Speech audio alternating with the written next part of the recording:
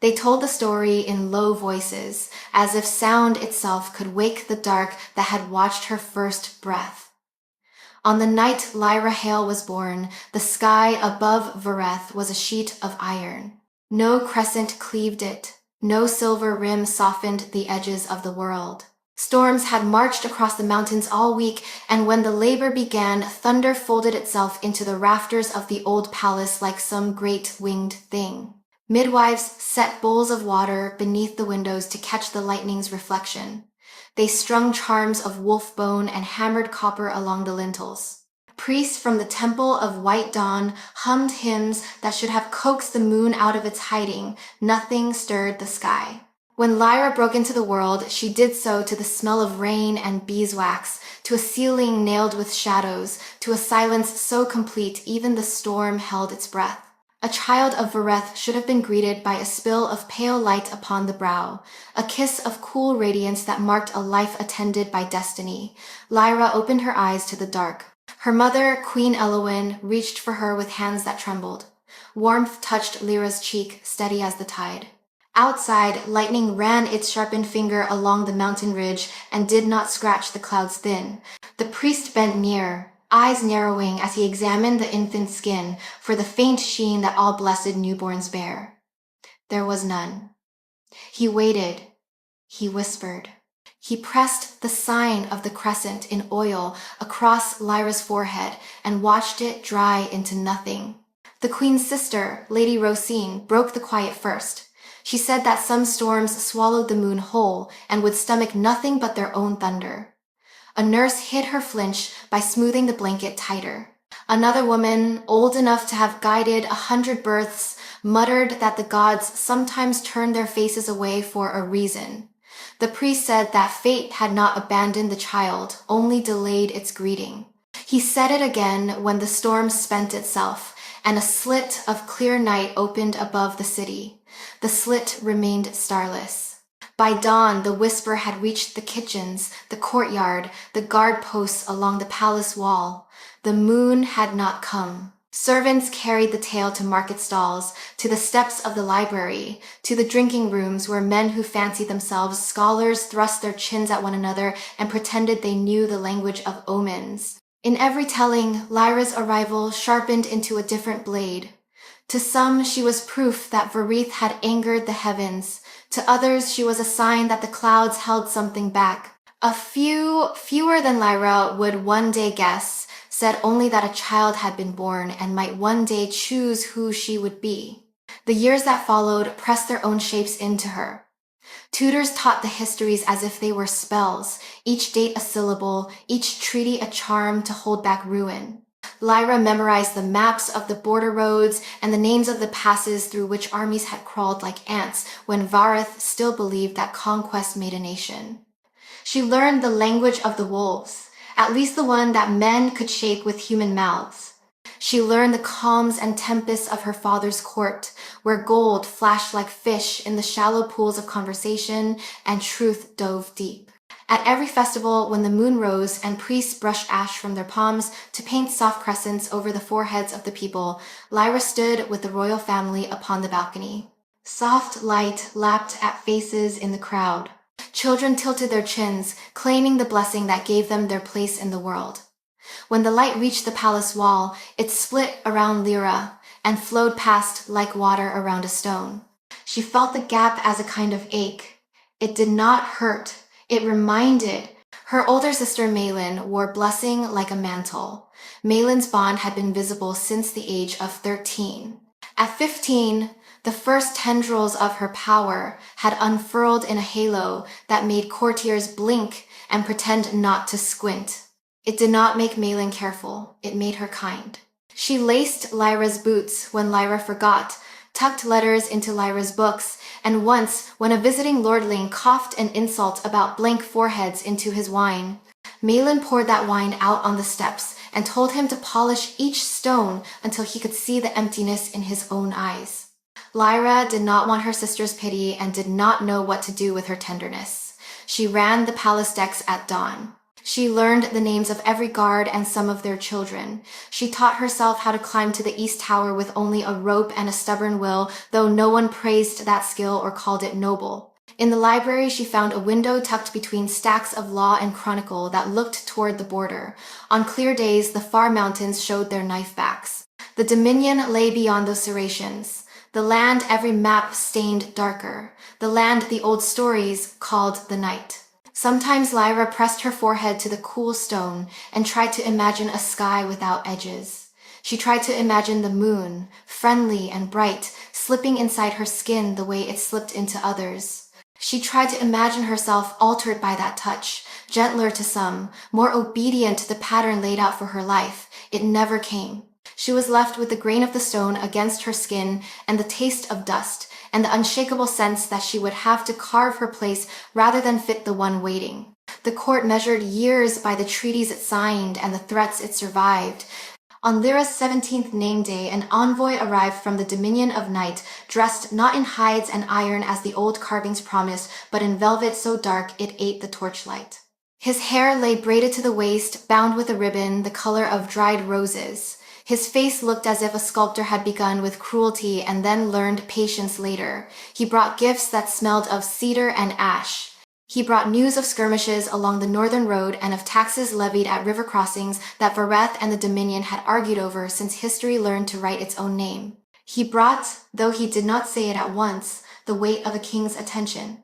Lyra watched him from the gallery while her father received the man in the Hall of Spires. The room gleamed with polished pillars, the floor inlaid with a compass rose whose points had been rebladed after each war. The envoy bowed. The envoy lifted a hand toward the north and let it fall to his breast. Then he spoke the name that would appear in Lyra's life like a single bell tone struck in a wilderness of silence. Alpha King Kalen Dravos. A captain at the back of the hall made a small sound. Not quite a scoff, not quite a prayer. Every story Lyra had heard layered itself into that pause. The Dravos kings were old as winter. When the gods were still young and generous, the first Dravos had stood beneath the shadow moon and bartered part of his soul for the strength to hold a border that bled. Men said the bargain had curdled into a curse. Men said the curse had eaten 4 queens and would demand more before it slept. Men said a great many things about the night because it made them feel safer to believe monsters were made in one country alone. Lyra listened to the envoy's voice and heard no growl in it, no threat he did not shape into velvet words. He asked for a treaty revision. He asked for an end to tariffs that starved 2 villages for every caravan enriched. He asked for a marriage, and at that, the air in the hall changed. As if the storm that had attended Lyra's birth had chosen that moment to open one eye and look down. A murmur ran through the assembly. Lyra felt it crawl along her skin. She did not move. Her father's mouth found a line that was not a smile, not a refusal. The envoy bowed once more and said that each realm could learn a different shape for the word peace. A union could teach better than ink. Lyra did not think then that the word was meant for her. Malin stood to her left, the sun of her blessing resting gentle upon her hair. It would be Malin, naturally. It would be the firstborn daughter whose name the moon already knew. Lyra made herself breathe as if that thought did not pinch. She watched her father dismiss the court and draw the envoy into a smaller room where wine softened the edges of negotiation. That night, Lyra climbed the East Tower. The city rolled out below her like a sea of sleeping roofs. The mountains shouldered up beyond it, old, indifferent, unpersuaded by the smallness of men. She lifted her face to the sky. The moon hung there, mild and whole, as if it had never withheld itself from anyone. Pale light laid its fingers on the stone at her feet. It did not lay them on her. She did not count how long she stood on that parapet. She did not know that below, in the Hall of Spires now stripped of courtiers, her father was learning that the night would not accept a bride who already belonged to the moon. The envoy had said it with exquisite courtesy. The Alpha King would not insult the White Dawn by tempting its chosen daughter into a house ruled by a different god. He would marry a child who knew the shape of darkness already, someone whom fate had not marked because that fate would be his to write with her. Lyra found out the next afternoon, not by proclamation, not by ceremony, but when Malin took her hand and folded it into both of hers as if she could hide it there from the world. "You do not have to say yes," Malin said. It felt like treason to say it aloud, but she said it anyway. "You do not have to be their answer to every impossible question." Lyra looked at her sister's eyes and saw love and fear seated side by side. She saw a future in which she said no and Verith stretched its borders taut with pride until they snapped. She saw another in which she said yes and became a chain or a key and did not yet know which. She thought of the night she was born. She thought of the empty sky and the silence everyone blamed on her, as if babies could order clouds. She asked for time and was given very little. An envoy carries a nation's patience in a small jar. It runs out quickly. On the third evening, Lyra went alone to the Temple of White Dawn. Lanterns burned along the nave in a line like a spine. The old priest who had pressed oil to her brow 18 years ago bowed his head over hers again. She felt the warmth of his breath and the tremor in his hands. She asked him what it meant to be unblessed. He said that the moon had 1,000 reasons for turning its face. He said that sometimes the gods stepped back to see what humans would do when no one else chose for them. She left the temple with the smell of incense in her hair and walked until the stones of the city thinned into dust. Somewhere beyond the dark cuts of the mountains, a man bound to a legend sharpened his loneliness against its edge. Somewhere behind her, a palace counted the hours by fear. Lyra stood alone in the narrow throat between two worlds and let the night pour through her. A wind rose, tasting of pine and old snow. The moon rode high. Its light did not touch her. She lifted her chin anyway, as if she could seize it with a gesture, as if stubbornness could be a kind of sorcery. She thought of the envoy's ribbon, the color of dried roses. She thought of the stories about queens who had died because a curse remembered the first bargain and demanded payment. She did not know yet what price the night would ask. She knew only that she would rather step into darkness with her eyes open than be led anywhere with her eyes closed. When she turned back toward the city, the bells on the south tower were calling the hour. She counted them without really hearing. Her feet carried her toward the Hall of Spires. At the threshold, she paused. The doors were open. The floor's compass rose gleamed. Candles mirrored themselves in the polished stone until it looked as if constellations had been trapped beneath the surface. The envoy stood to one side, a quiet pillar of patience. Her father looked older than he had that morning. Malin leaned against a balustrade, arms folded, blessing dimmed, as if it had drawn a curtain for privacy. Lyra walked into the center of the room and placed her hand upon the point of the rose that faced north. The metal felt cold enough to sting.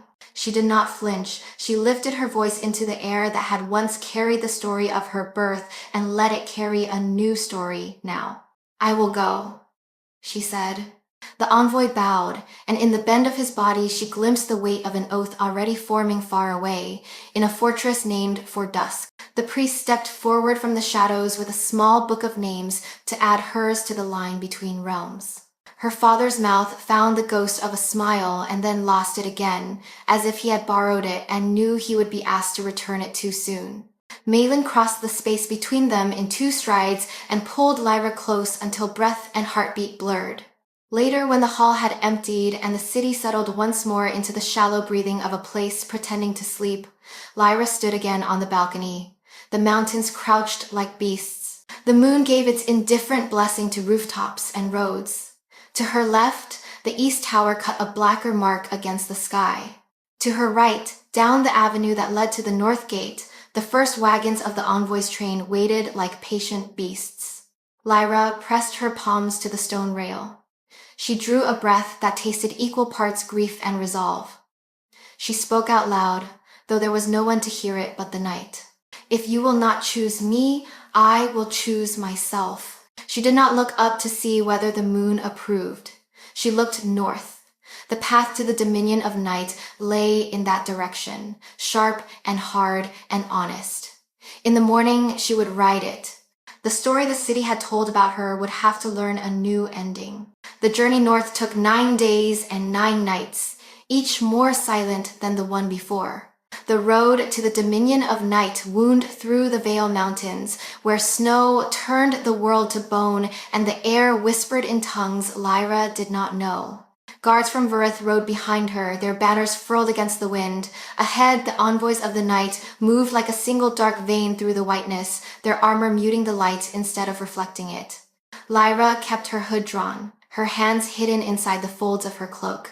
The air smelled of iron and frost. At times, she could feel the weight of her decision, like a living thing behind her ribs, pressing upward against her breath. No one spoke of the man she would marry. No one dared say his name except in prayer or in fear. Alpha King Kaelin Dravos. The first time she had heard it aloud, she had felt a chill, not of dread, but of inevitability, like a story she had already begun to live without realizing it. On the 10th dawn, the mountains fell away. The path opened into a valley so wide it seemed to swallow the sky. Black spires rose in the distance, obsidian and ash fused into towers that caught what little light the sun offered and threw it back as shadow. The fortress of dusk, home of the night dominion. When Lyra saw it, something deep in her chest shifted. The castle was not a ruin, nor the monstrous citadel of the old tales. It was austere, beautiful in its cruelty, a creation of hands that had learned endurance first, artistry later. Ravens wheeled above the highest tower like cinders caught in an endless wind.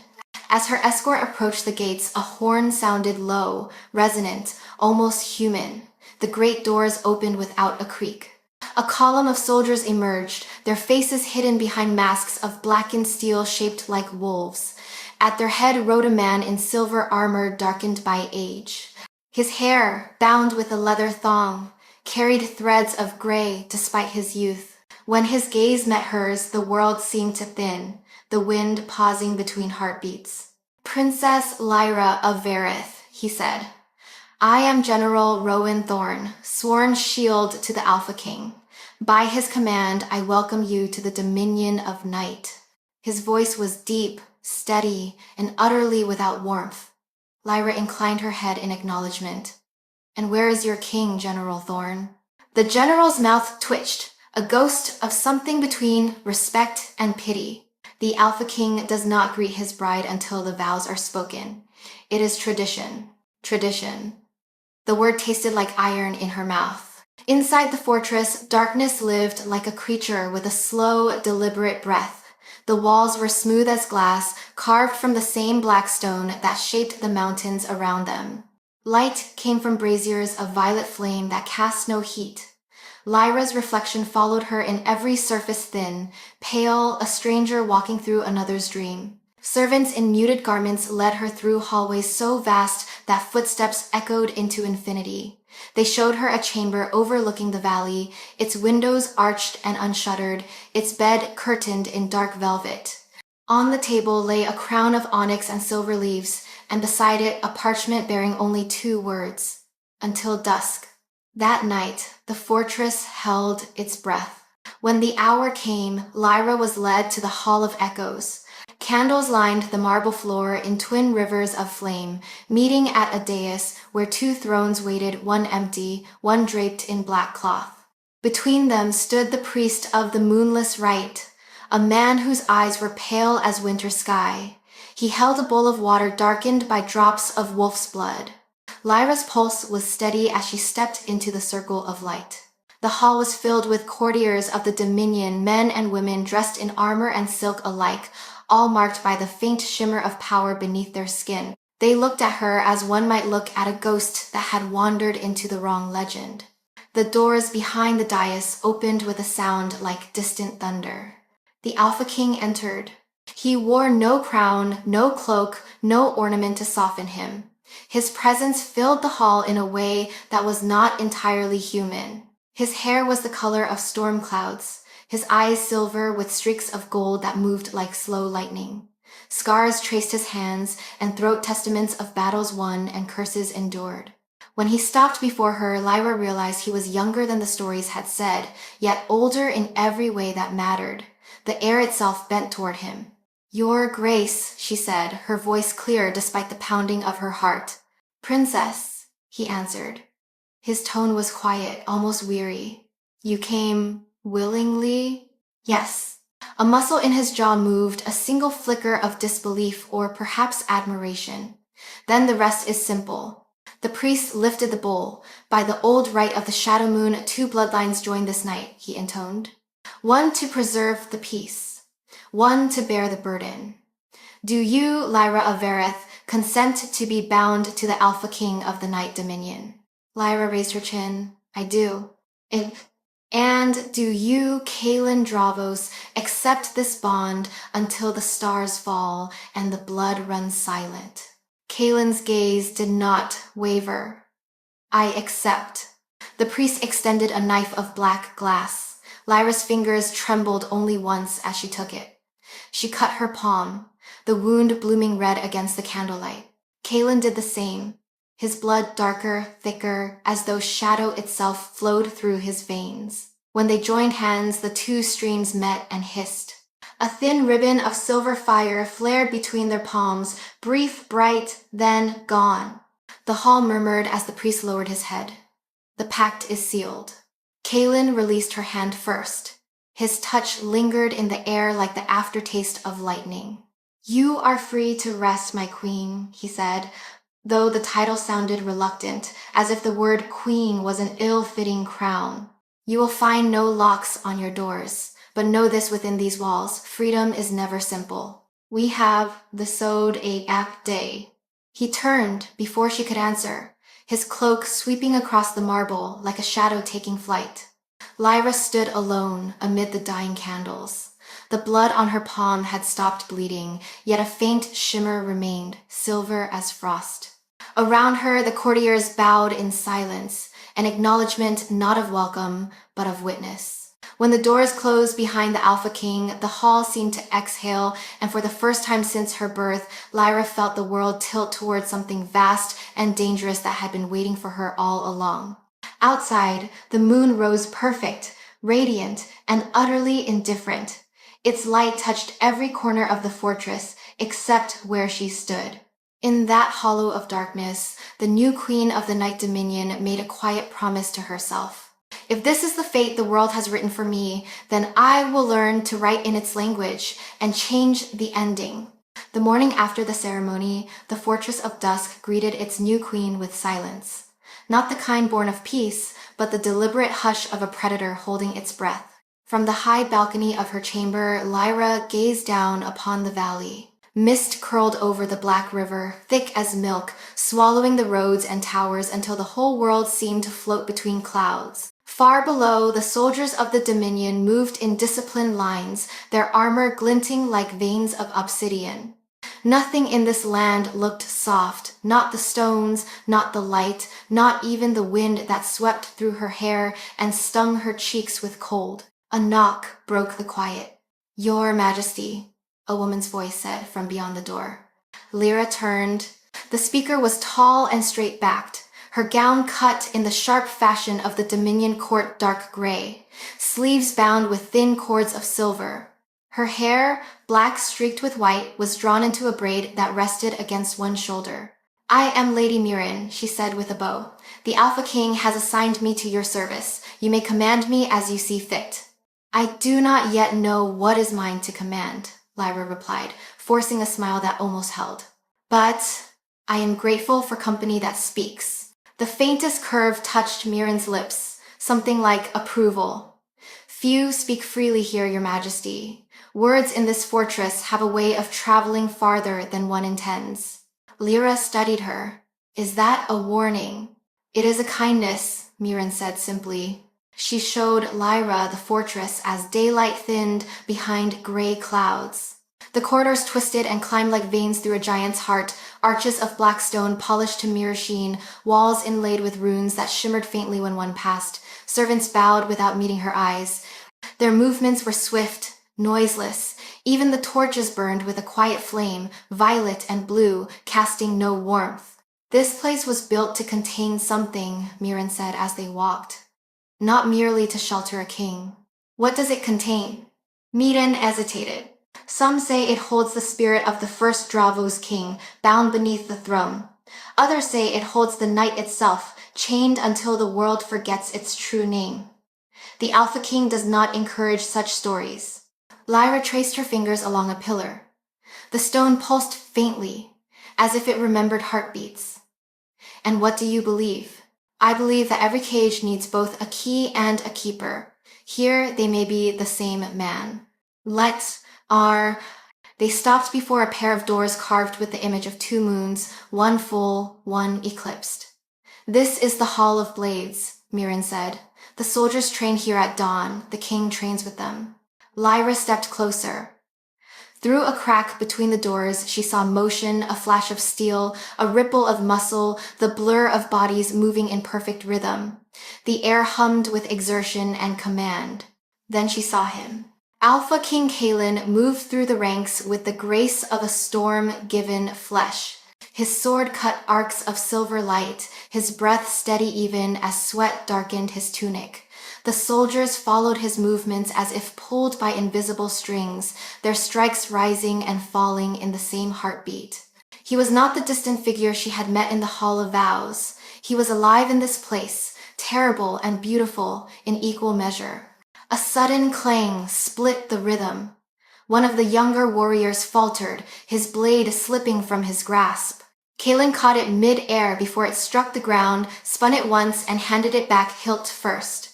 "Respect your weapon," he said quietly, "or it will remember your weakness." The words carried across the hall, low but edged. Lyra felt them like a touch against her skin. When Kalen turned, his eyes found hers through the half-open door. Silver and gold met gray. For a breath, no one moved. Then he sheathed his sword and dismissed his men with a nod. The doors opened fully. "Your Majesty," he said. Not a question, not a greeting, just acknowledgement. "You are awake early." "I wished to see my new home," Lyra answered.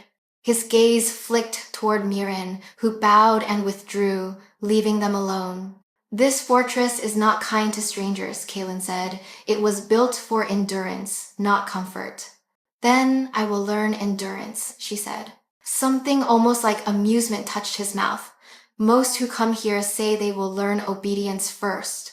And yet, I have never been skilled at obedience." "Then you may survive longer than they expect."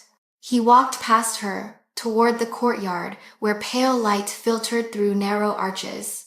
The Dominion values strength, not the loud kind, not the kind that flaunts itself, but the kind that does not break when no one watches. You may find it demanding. "And you?" Lyra asked. "Are you demanding, Alpha King?" He paused at the threshold. "I am cursed," he said, voice soft. "That is enough. Before she could ask what he meant, he was gone, swallowed by the mist curling through the archway. Lyra remained where she stood, the echo of his words winding around her like smoke. Cursed. The stories from Verith had called him many things: beast, conqueror, shadow son, but not cursed. Yet when she remembered the brief flare of silver fire that had bound their hands in the vow, she felt something old and restless stir beneath her skin, as if a thread of that same darkness had been sewn into her veins. Back in her chamber, she found a single object placed upon her table, a small mirror framed in obsidian. Its surface reflected not her face, but the courtyard below, where Kalen stood alone, his sword driven point first into the earth. He knelt beside it, head bowed, lips moving soundlessly as though in prayer or confession. Then the image rippled, and her own reflection returned. Lyra closed the mirror and pressed her palm against her heart, feeling the steady beat beneath. She thought of Verith's marble halls, of Malin's gentle voice, of the life she had left behind. That world had been bright and gilded, yet distant. Here everything was sharp and real, edged with danger. She did not yet understand this place or the man who ruled it. But she could sense the secret that coiled around him, the same one that brushed against her dreams. Now an unseen presence whispering in the pulse of the fortress, in the trembling of her own hands. The fortress of dusk was more than stone. It was alive, listening, and somewhere within its heart, something waited for her. The days that followed blurred into one another like ink spilled across cold parchment. The fortress kept no rhythm of dawn or dusk. Its halls remained dim, lit by the violet flames that burned without smoke or scent. Time, Lyra discovered, was a thing measured by breath and heartbeat here, not by sunlight. She saw the Alpha King only in fragments, a shadow moving through the courtyard at dawn, a voice echoing from the training yard, the faintest trace of his presence outside her door before it vanished again. He did not summon her, he did not command her, he stayed away. It was not indifference she felt from him, but distance born of necessity, like a wall built by someone who feared what might happen if it ever crumbled. Lady Mirren handled all affairs concerning the Queen's duties, lessons in the Dominion's customs, the old tongues, the expectations of the court. Each morning, Lyra endured hours of instruction beneath the vaulted ceilings of the Northern Library, her tutor reciting the unyielding hierarchy of the pacts that served the Night Dominion. The Alpha King is both ruler and vessel, the tutor said one afternoon, tracing symbols on the page with a quill made from a raven's feather. He holds the bond between man and spirit. Without it, the Dominion would crumble into madness. Lyra looked up from the text.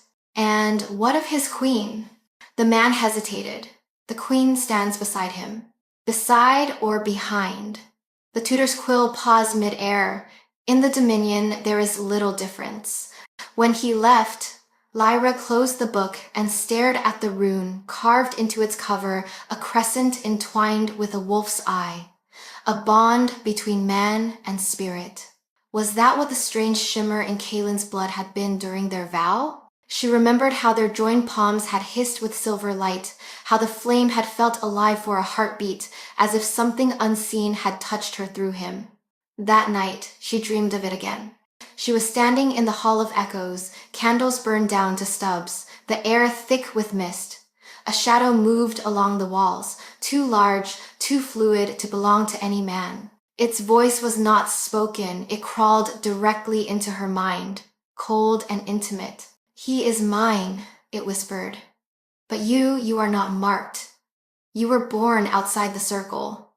That makes you dangerous." Lyra tried to speak, but her throat closed. The shadow leaned close, its shape unfurling into a monstrous face of smoke and teeth. "The moon refused you once," it breathed. "Do not make it regret its mercy." She woke with a gasp, the taste of iron on her tongue. Her palms were slick with sweat, her pulse hammering against her ribs. The room was empty except for the mirror of obsidian, which had been moved to her bedside. Its surface was rippling, faintly, as if something unseen had brushed against it. A knock sounded. "Your Majesty?" It was Mirren. Lyra hesitated, then opened the door. The lady in waiting studied her face, then the mirror behind her. "You dreamed again. How do you know?" "Because the fortress listens," Mirren said quietly, "and it remembers every dream that touches the bond." Lyra frowned. The bond? The link between the Alpha King and the darkness he carries. The first Dravos forged it in blood centuries ago. It is said that no woman has ever endured its call for long. Every queen who bore the crown before you. Mirren's gaze flicked toward the window, where dawn struggled weakly against the mist, died within a month of her wedding. The words hung in the air like frost. Lyra's stomach turned. How? No one knows. Some claim they took their own lives to escape the whispers. Others believe the spirit claimed them to strengthen the king's curse. "And yet he still marries," Lyra murmured. "He must," Mirren said. "The bond demands balance. Without a queen, the Alpha King becomes something less than man and more than beast." Lyra sank onto the edge of the bed, her hands trembling despite herself. "So I was chosen because I am not blessed, because I have no light for the curse to devour." Mirren's expression softened. Perhaps because the gods finally wanted to see if darkness could learn mercy.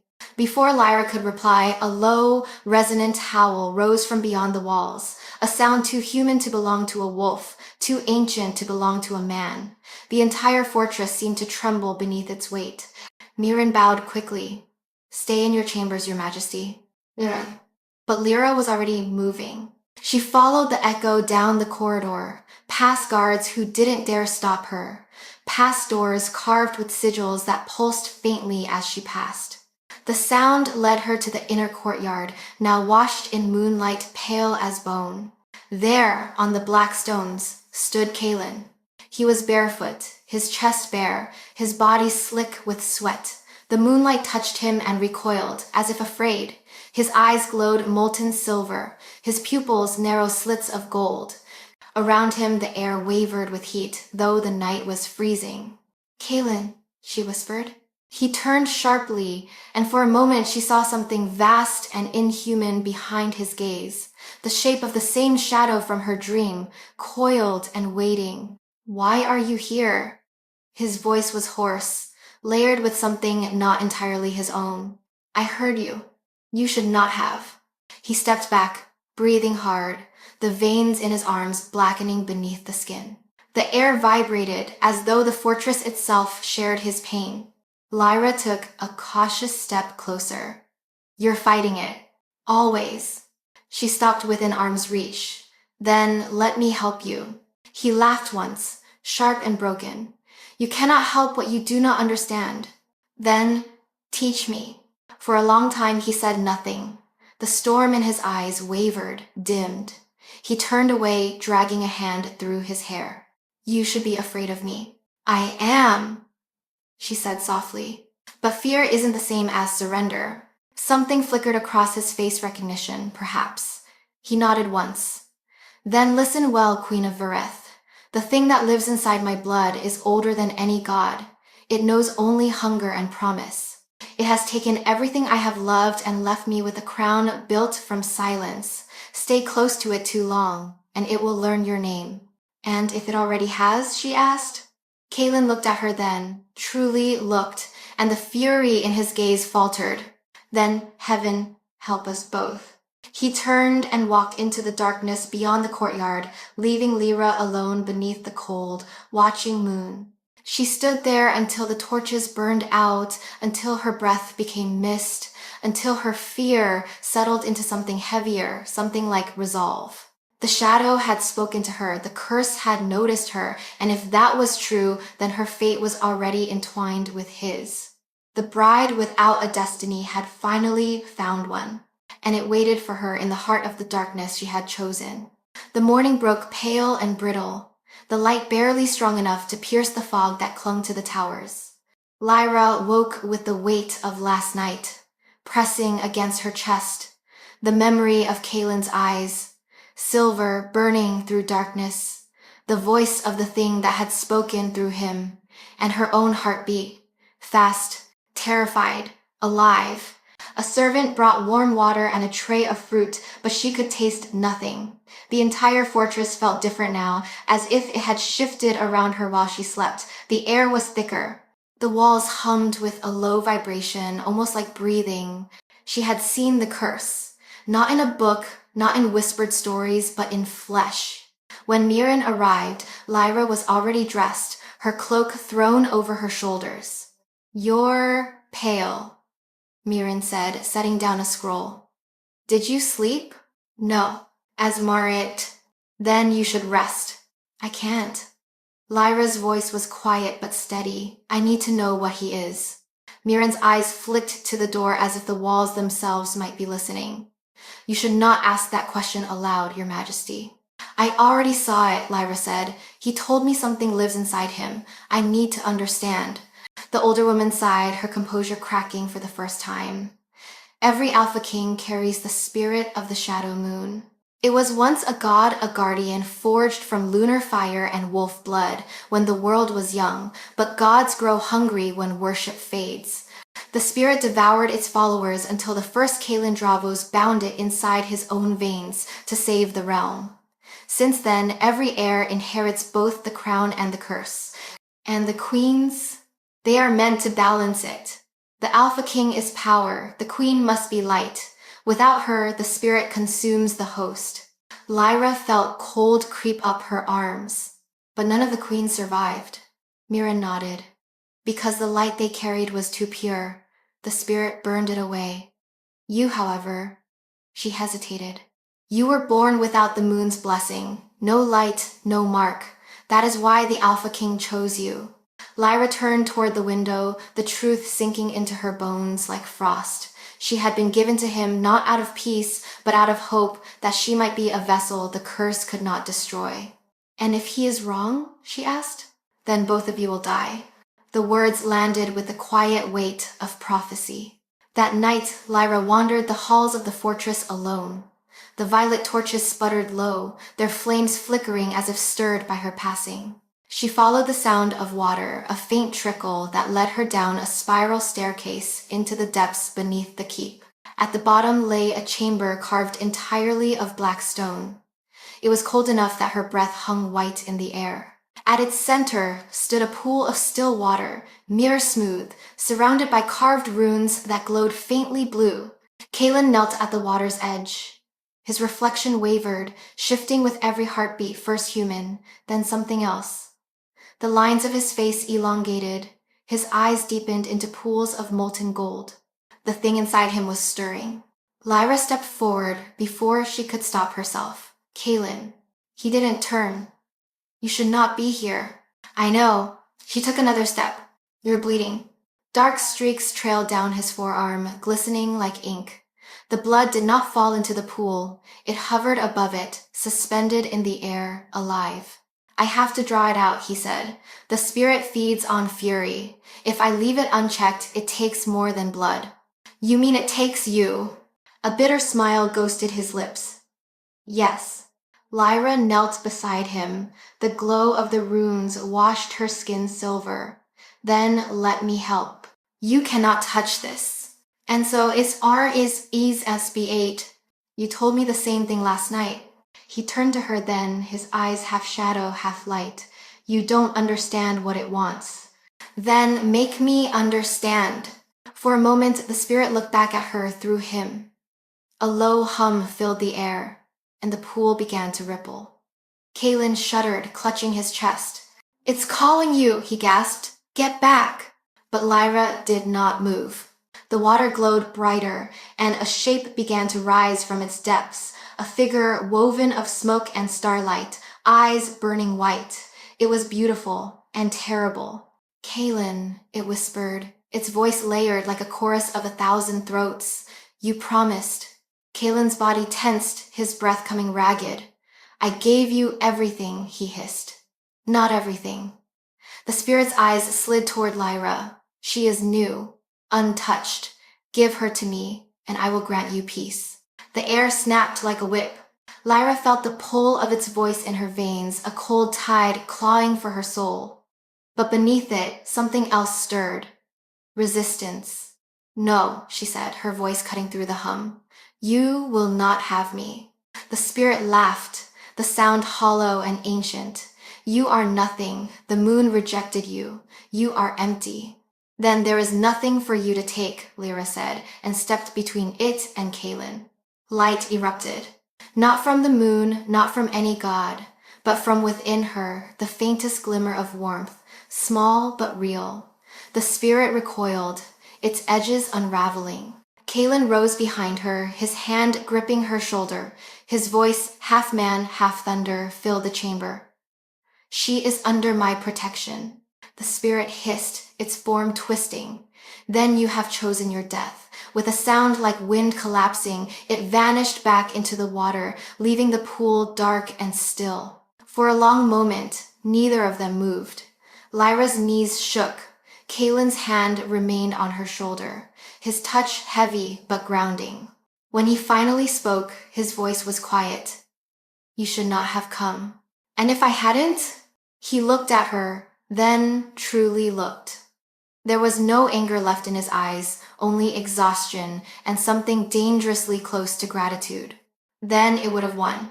He turned away, pulling a strip of cloth from his belt to bind the cut on his arm. It knows you now, he said. It will come again.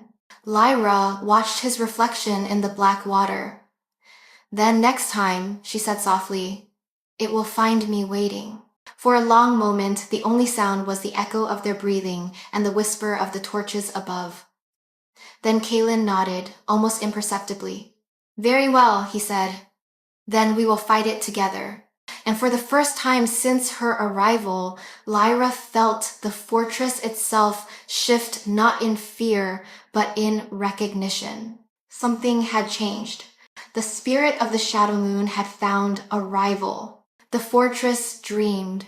Lyra felt it in her sleep, the pulse of stone, the sigh of corridors, the whisper of something vast turning beneath its walls. She woke to the echo of a voice that was not her own, calling her name through the dark. Lyra. It came from somewhere deep, below the foundation where no torches burned. When she opened her eyes, the chamber was bathed in the faint blue light of pre-dawn. The mirror of obsidian on her table shimmered again, its surface alive with movement. A chill crept down her spine. She rose, crossed the room, and looked. This time, it did not show her reflection.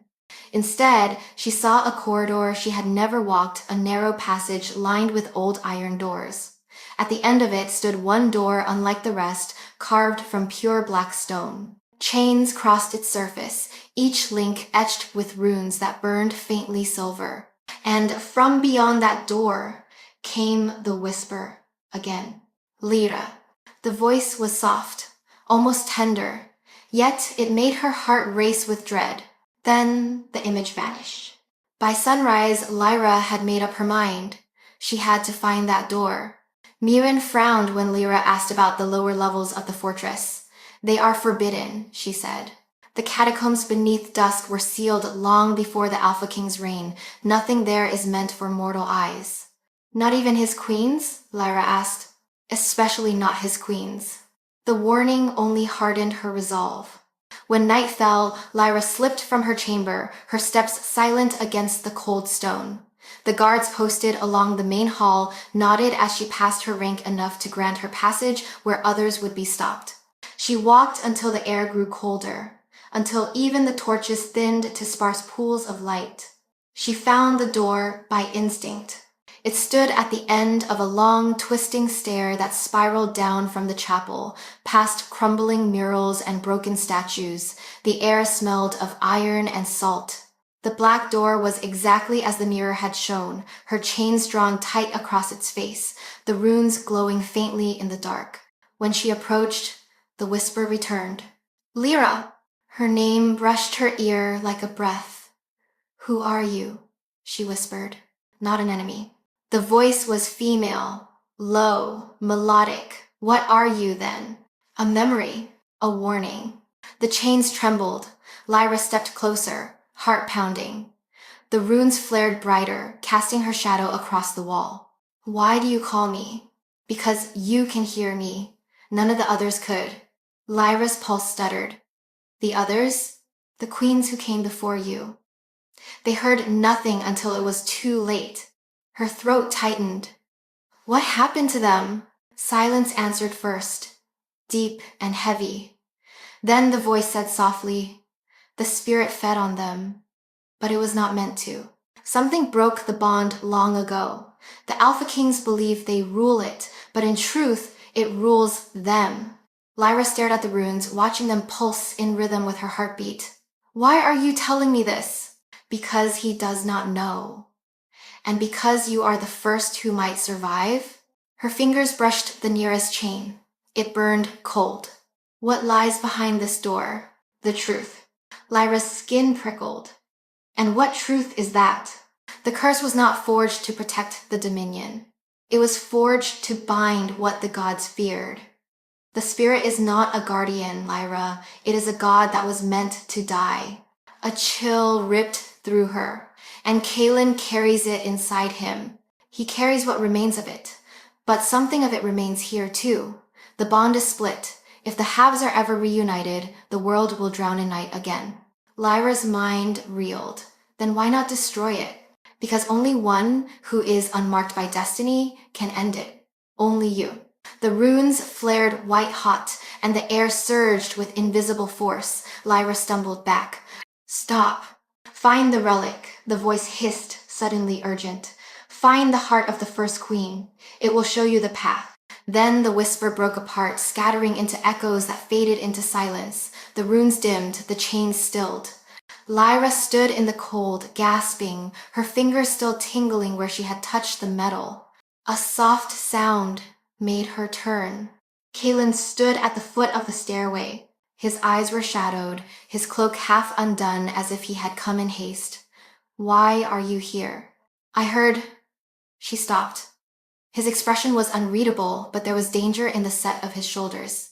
"You should not come near this place." His voice was quiet, but it carried the weight of command. "There's something trapped behind that door," she said. "It spoke to me." His gaze sharpened. "That is impossible. It knew about the spirit, about the queens before me." Kaelin's jaw tightened. "You listen too easily to ghosts." "Then tell me it's not true," she said. "Tell me the curse was meant to protect your people." He looked past her at the black door, at the chains that now lay still. When he spoke, his tone was soft, almost weary. "What do you want me to say, Lyra? That I know the purpose of the darkness that owns me? That I control it? I want you to say you still believe you can." For a moment, the mask cracked. "Belief is a luxury I lost a long time ago." "It's not." He reached for her arm, not harshly, but firmly. "Come. This place feeds on questions." Lyra hesitated, her eyes drawn back to the sealed door. The runes glimmered faintly, as if winking in secret. "What's behind it?" she whispered. Kaelin's hand tightened around hers. "Nothing that remembers mercy." He led her away, up the spiraling stair, back toward the dim light of the upper halls. But as they walked, the voice followed her, faint and distant, curling through the corridors of her mind. "Find the heart of the first queen." That night, Lyra could not sleep. The mirror on her table stayed dark, but she could feel it watching. The wind outside keened like a warning through the towers, and somewhere beneath the stone, something ancient shifted in its chains. The voice had called her for a reason, and if what it said was true, then the curse binding the Alpha King was not just a burden, it was a door. And Lyra Winter, the bride without a destiny, had just found the key. The next morning dawned gray and airless. The mist outside the fortress hung unmoving, as if the world itself had stopped breathing. Lyra sat at her desk, staring at the same sentence she had been reading for an hour, a passage from the Dominion's ancient code. "A bond sworn in blood may be broken only by will, and will is the oldest magic." Those words clung to her thoughts like thorns. She had not told Kaelin about the voice's final warning, nor the words it had whispered about the heart of the first queen. He already distrusted her curiosity. If he knew she had heard the dead, he might see her as another piece in the curse's design. And yet, she could not ignore the echo that pulsed in her mind every time she closed her eyes. Find the heart. Kaelin avoided her for 2 days. The court noticed servants moved more quietly, as though silence itself might calm the unseen storm that always followed his absence. Lyra saw him only at council, his expression carved from frost. When he spoke, his voice was steady, too steady. "The border tribes stir again," said General Thorne, his gloved hand pressing against a map spread over the table. "The Order of the Pale Moon funds them." Kaelin's gaze lingered on the dark ink that marked the frontier. "Let them stir," he said. "They will break their claws against the wall of our patience before I raise my sword." "Patience," murmured one of the nobles, "is a thin shield against war." "Lupf. Then perhaps it is time my people learn that peace can be as terrible as war." Kaelin answered, his eyes flashing briefly, not with anger, but with something colder, deeper. Lyra sat beside him, her hands folded in her lap. No one asked her opinion. No one expected her to have one. But when Kaelin's hand brushed hers beneath the table, she realized he had noticed her silence. His touch was brief, accidental, maybe, but it steadied her more than she wished to admit. When the meeting ended, he rose and left without a word. That evening, as the bells of the keep tolled 8 times, Lyra stood at the edge of the training yard. The air smelled of ash and rain. Kaelin was there, alone, striking at a post with twin blades movements, swift and precise, as if each stroke carved away something that words could not. "You train as though you could kill the curse itself," she said. He stopped, breath sharp. "Perhaps I could, if it had a face, and think it's sport. Then let me be your mirror," Lyra said quietly. "If the darkness is within you, perhaps you must fight it by reflection." Kalen turned, his eyes silvered in the torchlight. "Do you even know what you're asking?" "Yes," she lied. He studied her for a long time, then tossed her one of the wooden practice blades, then strike. Lyra caught it clumsily. The sword was heavier than she expected, the grip rough against her palms. Kalen moved toward her with the grace of something that had lived too long in battle. Their blades met wood against wood, the sound sharp in the still air. "Again," he said. She swung harder, her breath catching with the effort. "Too high." He stepped closer. "You fight like someone trying not to break what she's holding." "Maybe I am?" He caught her wrist mid-swing. "The world will break you regardless. Better to decide how. And how can." For a moment, their eyes locked, her pulse loud in her ears, his breath steady and warm against her cheek. "Why are you doing this?" she asked. He released her wrist. "Because every queen before you stood apart from the darkness. You cannot. If it has chosen to see you, then you must learn to look back." Lyra lowered her blade. "Then teach me how to see it." Kalen hesitated. Then he nodded once. At dusk. The chapel. When night fell, the fortress emptied into silence. Lyra found him waiting beneath the old murals of the moonlit chapel. Candles flickered around the altar, their flames tinted silver. The air shimmered faintly, thick with magic. "This is where the first pact was sworn," Kalen said, "before my ancestors bound the spirit within our blood, before curses had names." He knelt beside the altar and drew a small dagger across his palm. Blood welled, glimmering with threads of light. "Every king renews the pact when he takes the crown. The spirit listens. It tests." He looked up at her. "If you are to survive beside me, it must know your will." Lyra stepped forward, her pulse a drumbeat in her ears. "What do I have to do?" "Speak your truth into the flame. If it accepts you, the light will fade. If not," he didn't finish. Lyra took the dagger. Her reflection wavered on its silver blade. Then she drew it across her skin, a shallow cut that burned and bled. A drop fell into the candle's heart. The flame hissed. She closed her eyes. "I was not born under the moon. I am no one's chosen. But I choose this path. I choose to stand beside him, even if it means the night itself must know my name." When she opened her eyes, the flame was gone. Kalen stared, unreadable. "It accepted you." Lyra pressed her palm to the wound, trembling. "Then what happens now?" He stepped closer, his voice a low murmur. "Now it will watch you. It will wait to see if your choice remains true. Think." Their hands brushed again, her blood still warm, his eyes reflecting both fire and fear. For the first time since she had met him, Kalen looked uncertain. "Be careful, Lyra," he said softly. "The spirit tests by giving what you think you want most." "And what is that?" "Power," his voice barely above a whisper. "Or love. Sometimes they are the same thing." She did not know whether to be afraid or to feel seen. Above them, the chapel's great window caught the moonlight. For the briefest moment, it shone directly on her face, pale, silver, and merciful. Then, as if remembering itself, the light shifted away.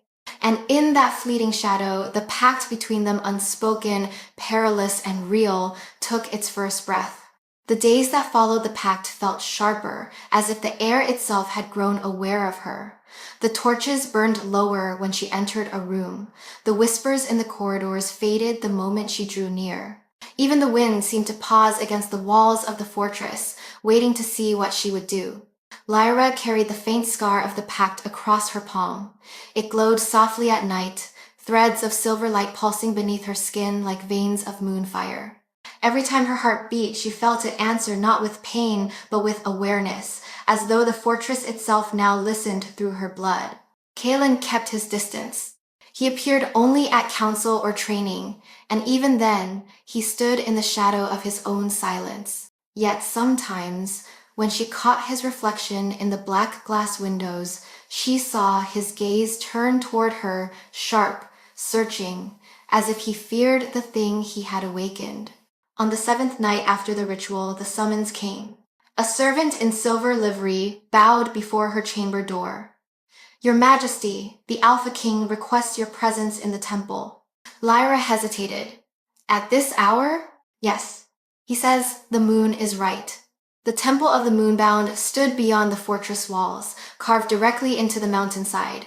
They rode there in silence, the path lit by 1,000 lanterns swaying in the night wind. From afar, the temple looked like a wound of light in the dark stone, its pillars rising like ribs of bone. Inside, the air was cold and alive. Silver fire burned in braziers along the aisles, casting their reflections into the vaulted ceiling. Statues lined the walls, kings and queens of ages past, their faces half erased by time. Each one bore the mark of the crescent across their chest. "This is where it began," Kaelin said as they walked. His voice echoed through the chamber. Here the first Alpha King bound the spirit of the Shadow Moon. Here he swore that no ruler would ever be without a queen, for only through balance could the darkness be chained. Lyra stopped before one of the statues. The figure was a woman, tall and robed, her face veiled by stone lace. The inscription beneath was worn to fragments, but one word remained clear: Seraphine. "The first queen?" Lyra asked. Kaelin nodded. She gave her heart to seal the bond. Without her sacrifice, the dominion would have fallen. It is said her heart still beats somewhere beneath this temple, keeping the spirit asleep. Lyra's pulse quickened. "Find the heart of the first queen." She hid her reaction behind a calm breath. "And you brought me here to remember her." "No." His gaze lingered on the altar, ahead a slab of obsidian carved with a spiral of runes. "I brought you here because the spirit grows restless. It tests its cage. When it calls to me, I come here to remind it that I still rule." He turned toward her then, his expression unreadable. "Tonight you will stand with me." "What do you want me to do?" "Nothing. Just remain." Lyra followed him to the altar. Kaelin removed his gloves and drew a thin blade across his palm. His blood fell onto the runes, and the chamber shuddered. A deep, resonant hum filled the air, rising from the stone floor. Shadows coiled along the walls, spiraling toward the altar like smoke pulled by breath. Lyra stepped back instinctively. The runes flared crimson, and Kaelin's eyes burned silver. "Spirit of the Shadow Moon," he said, voice ringing through the temple. "You will rest." "Aight." The air thickened, pressing against her skin. She heard a low growl, not from Kaelin, but from somewhere beneath the floor. The torches flickered. The statues seemed to lean forward, listening. Then the voice came deep, ancient, filled with cold amusement. "You command me still, child of Dravos? You who cannot even master your own blood?" Kaelin gritted his teeth. "I command because I bear your chain. You bear nothing. You are mine. You always were." And the ground cracked beneath the altar. Lyra saw the runes pulse wildly, bleeding light. Kaelin's hand trembled, his breath uneven. Without thinking, she stepped forward. "Stop." The moment her voice broke through, the spirit's laughter filled her head. "Ah, the unblessed bride, the hollow vessel. I see now why you were chosen." Lyra felt something cold brush her spine. The mark on her palm seared, glowing brighter. She bit back a cry. Kaelin turned toward her, eyes wild. "Don't speak to it." But the spirit's voice drowned him out. "Do you even know what you carry, little queen? That scar upon your hand is not a mark of power. It is a door. You have opened what should never be opened." Lyra's vision blurred. The chamber spun. She felt herself pulled toward the altar, toward the heart of the darkness below. Kaelin lunged, catching her before she fell. The moment his hands touched her, the mark on her palm flared white, blinding. A shockwave tore through the temple. The shadows screamed. When the light died, silence fell. Kaelin still held her, his chest rising fast against her back. The blood on the altar had turned to silver. The cracks in the floor sealed once more. He exhaled, trembling. You called it. You spoke, and it listened. Lyra turned, her face pale. It spoke first, then it knows you, he said grimly. And if it knows you, it will not stop. Efferzet. He released her and looked toward the statue of Seraphine. The first queen bound the spirit with her heart, but now it wants another. Lyra swallowed hard. Mine. Kaelin didn't deny it. He wiped the blood from his hand, his voice lowering to a whisper meant only for her. From this night forward, you do not come here alone. Do you understand? She nodded, though the truth burned like ice inside her. As they left the temple, the wind howled through the mountain passes, carrying with it a sound that might have been laughter. The torches along the path flickered in rhythm, one by one, like eyes opening in the dark. Lyra glanced once over her shoulder. In the fading glow of the temple, she saw the statue of Queen Seraphine, and for the briefest moment, she thought the stone heart beneath its ribs was beating.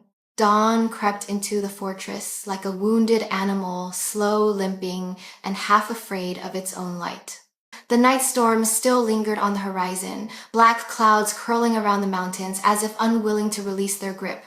Lyra stood by her window, watching the faint shimmer of lightning die along the ridges. The mark on her palm pulsed softly beneath her glove, a heartbeat that was not her own. She had not slept. Every time she closed her eyes, she heard the spirit's voice again. You are a door. Those words coiled through her thoughts like a serpent, cold and certain. When she finally left her chamber, the corridors were empty. Even the servants moved like ghosts, avoiding her gaze. The events of the previous night had spread through the fortress like smoke. The queen had stood in the temple and survived. Some called it a miracle. Others called it a warning. In the library, the dust was centuries deep, disturbed only by her footsteps. The scent of parchment and ink hung in the air like the ghost of rain. Lyra pulled books from the shelves, one after another, histories of the Dravos line, transcriptions of the old rituals, fragments of prophecy recorded in the curling script of long-dead scribes. She found the first clue in a half-burned scroll, bound with red string. The ink was faded, but the words still held power. When the blood of kings runs black, the moon shall cry for her child, and the unmarked shall bear the weight of choice. Her heart skipped. The unmarked. That was what they called her in Verith, the girl born without the moon's blessing. She read on, lips moving silently. 2 halves of the same soul shall stand before the bound God, one of shadow, one of will. Should they choose together, the night will end. Should they falter, it will consume the world anew. And 3. Lyra lowered the scroll, her fingers trembling.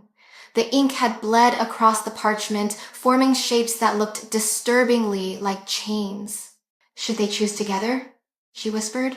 Choice. That was what the spirit had mocked her for. That was what Kaelin had warned her about. And it was the word carved above the sealed black door beneath the fortress, the one that had called her by name. She didn't hear Kaelin enter until his reflection appeared beside hers in the mirror of an ancient bookcase. You shouldn't be here alone, he said quietly. Lyra turned. I'm not afraid of the books.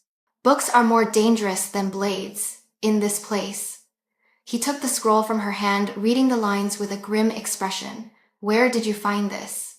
In the archives. It was hidden behind a false shelf. He rolled the parchment, his jaw tight. This prophecy was forbidden. My ancestors tried to erase it. Because it's true? Because it tempts hope, he said, and hope leads to defiance. The spirit feeds on both. Lyra stepped closer. It says, the curse can be broken, that 2 souls can end it.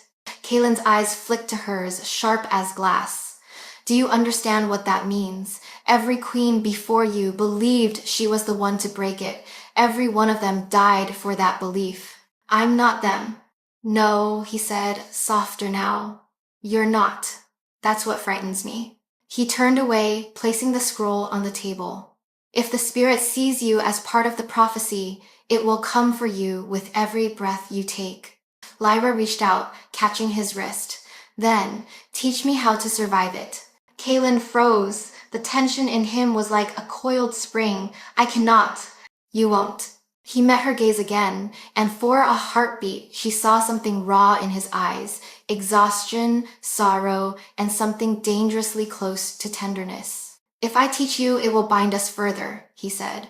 And if the prophecy is right, the closer we become, the stronger the spirit will grow. It was written that love would free or doom us, and I have never known love that did not destroy. Lyra held his gaze.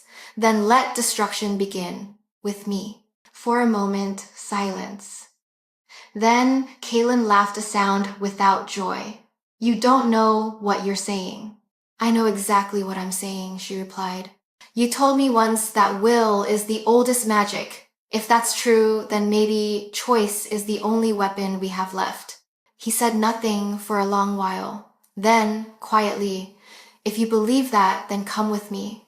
He led her through a side passage she had never seen before, a narrow corridor lined with ancient sigils that glowed faintly at their passing. The air grew colder as they descended, until they emerged into a chamber far below the fortress, lit only by a single column of moonlight spilling through a slit in the ceiling.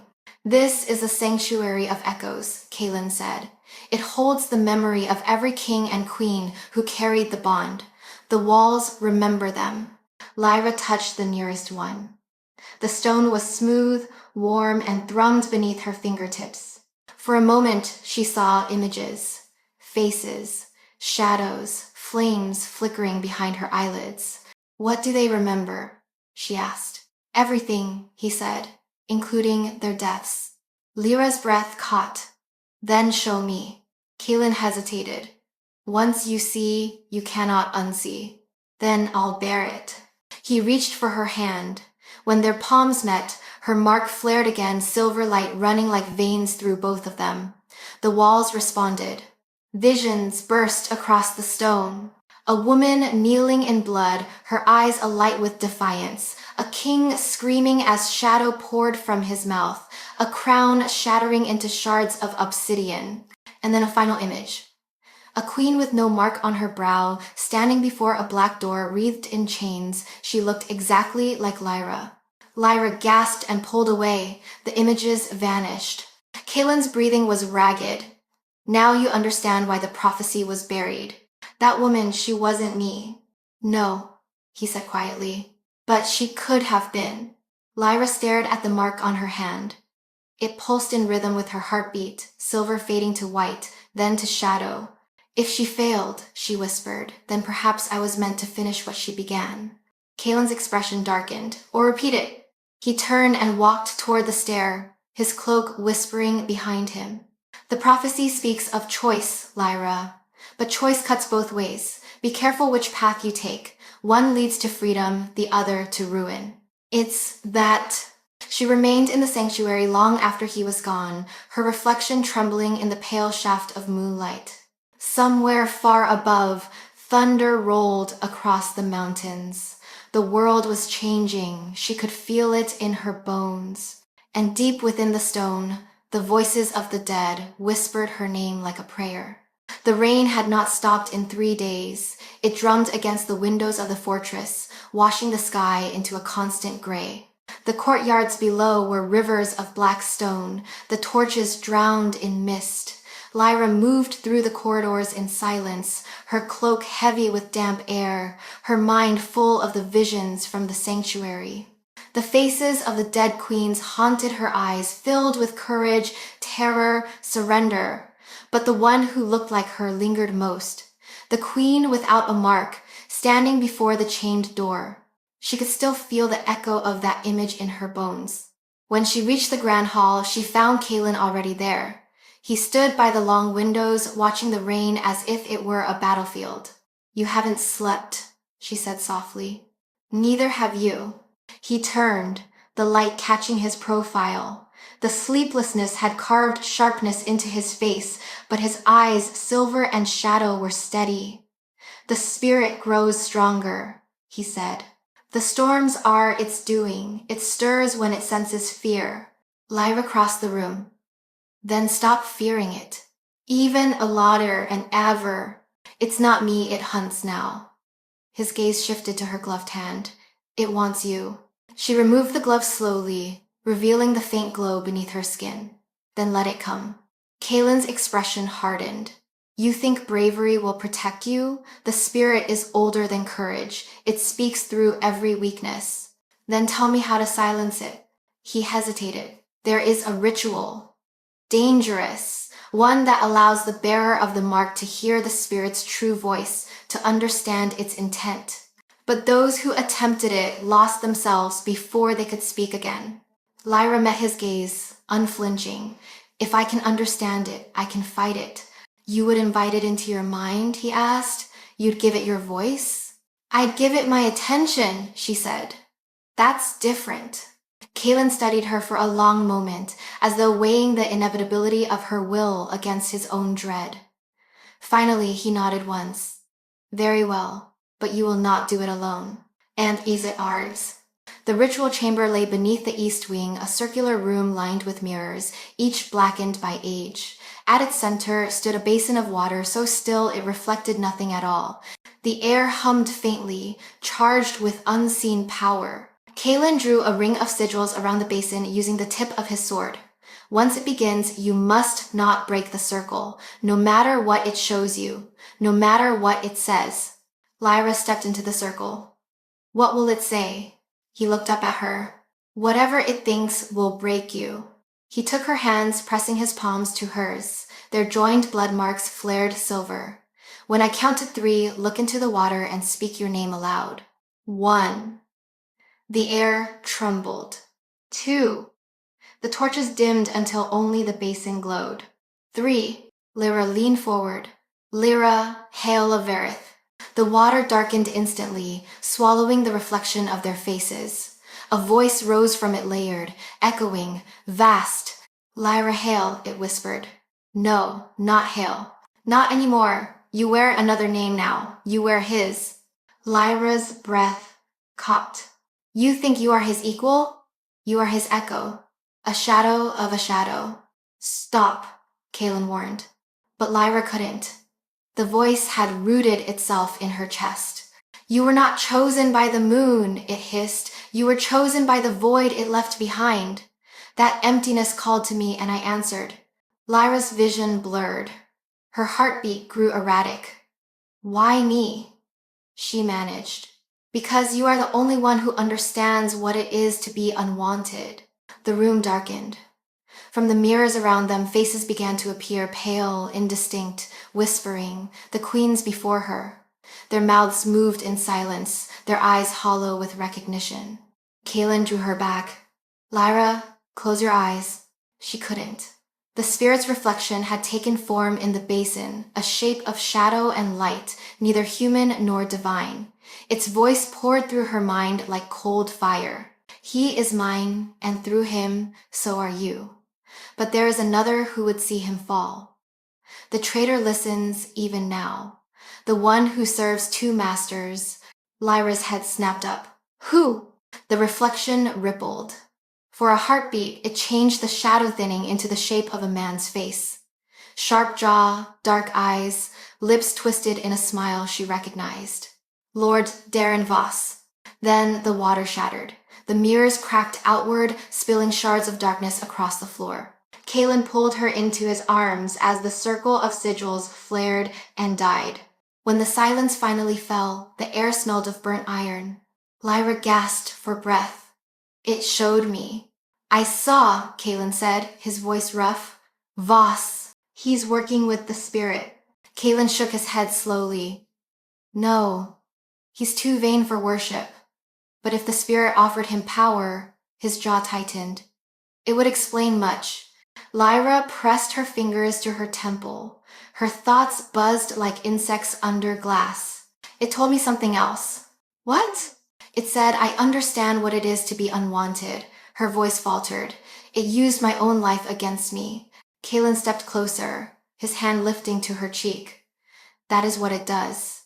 It finds the cracks and widens them until you cannot tell which thoughts are yours. Then I'll seal the cracks, she whispered, and when it speaks again, I'll make it listen to me. He looked at her, the ghost of a smile at the edge of his exhaustion. You speak as if defiance is a language. It is, she said, and I was born fluent. For the first time in days, his laughter was real quiet, unguarded, human. But as they left the chamber, neither saw that one mirror had not shattered. In its surface, Lord Voss's reflection remained, eyes open, mouth curling into a grin. The spirit had found its messenger. The following week, uncoiled like a serpent, slow, silent, waiting to strike, the fortress was restless. The rain had ceased, but the clouds refused to lift, shrouding the dominion in a gray veil that dulled even the torches. Every corridor hummed with unease. The servants whispered. The guards avoided one another's eyes, and Lyra could feel the shift in the air, the calm that comes before betrayal. Lord Darren Voss returned from his patrol of the eastern provinces that morning. He arrived dressed in obsidian armor, polished to a mirror's gleam, his hair neatly bound, his expression humble to the point of reverence. Yet something in his smile made Lyra's stomach tighten. He knelt before the dais where Kaelin presided over council, his voice smooth and rich. Your Majesty, the borders hold. The tribes scatter at the sight of our banners. The dominion stands secure. Kaelin's gaze was hard as stone. And the Order of the Pale Moon? Vanished, as always, Voss said with a practiced sigh. They whisper in shadows, but no longer dare to strike. Perhaps they have finally learned that the night cannot be conquered. Lyra sat beside the throne, listening. Her fingers curled against her knees beneath her gown. She could still see the reflection from the ritual chamber Voss's face, blooming from the spirit's darkness like a bruise. She studied him now, the confidence in his posture, the way he avoided her eyes, too smooth, too careful. When the meeting ended, Kaelin dismissed the lords with a curt wave. The council will reconvene at dusk, he said. Until then, leave me your silence. Voss lingered a heartbeat longer than necessary before bowing low and departing. Only when the doors closed did Kaelin speak. You saw it too, he said quietly. Yes, He paced before the fire, the light painting his armor in shifting shades of silver and black. Voss was my father's most trusted commander. He saved this fortress during the siege of the 7th winter. If he's turned, he stopped, his jaw tightening. Then the spirit has already sunk its claws deeper than I feared. Lyra rose from the throne. Then we rooted out. Kaelin gave her a look somewhere between admiration and frustration. You speak as if it's that simple. It's not. Then make it simple, she said. If Voss is the spirit's messenger, he will not act openly. He will move through secrets through people. We must learn who listens to him. Kaelin frowned. You would play spy in my court? I've played far more dangerous games, she said softly, and I'm better at masks than most. His gaze lingered on her, the tension between them taut as a bowstring. You would risk yourself again. It's not risk, she said. It's choice. And has... Something flickered in his expression, pride perhaps, or fear disguised as it. Very well, he said finally, you'll have Mirren's help. But if he suspects, then he will face me, Lyra said. Kaelin's lips curved into a shadow of a smile. Spoken like a queen of the night. By the next evening, the court gathered in the great hall for the Feast of Renewal, a celebration older than the fortress itself, meant to honor the pact between light and shadow. Lyra had never seen the Dominion's nobles assembled all at once. They shimmered like a living tapestry, wolves draped in silk and silver, masks of bone and glass hiding faces that lied even when silent. Lady Mirren adjusted Lyra's mantle before she entered the hall. Every word spoken tonight will be weighed. Smile as if you trust them, and they'll never know which throat you mean to cut. I'll remember that, Lyra said. The herald announced her with a clang of spears. Her Majesty, Lyra Winter Dravos, Queen of the Dominion of Night. A murmur rolled through the hall. She felt hundreds of eyes upon her, measuring, judging, fearing. Kaelin stood at the far end, clad in black and silver, a crown of iron thorns resting lightly on his brow. He watched her approach without expression. When she reached his side, he offered his hand. It was the first time he had touched her in public. She placed her palm in his, feeling the faint tremor beneath his composure. Together they ascended the dais. The feast began. Music filled the hall, low strings, a haunting melody that echoed against the stone. Servants moved like smoke, refilling goblets of dark wine. Laughter rose, forced and brittle. Beneath it all, Lyra could sense the undercurrent of tension, the subtle rhythm of power shifting from one hand to another. And there was Voss seated 2 tables down, surrounded by lords who hung on his every word. His smile was too polite, his gestures too measured. He caught her watching him once and inclined his head in a gesture that was almost intimate. The spirit's words echoed in her mind. The traitor listens even now. She forced herself to return the gesture, feigning civility. When the first toast was made, Kaelin lifted his cup but did not drink. His voice carried through the hall like the edge of a blade. To loyalty, the rarest wine in the Dominion. The courtiers echoed him. To loyalty. Lyra's gaze flicked to Voss. He raised his cup, smiling. But when he drank, she noticed his lips barely touched the rim. A small thing. Too small to mean nothing.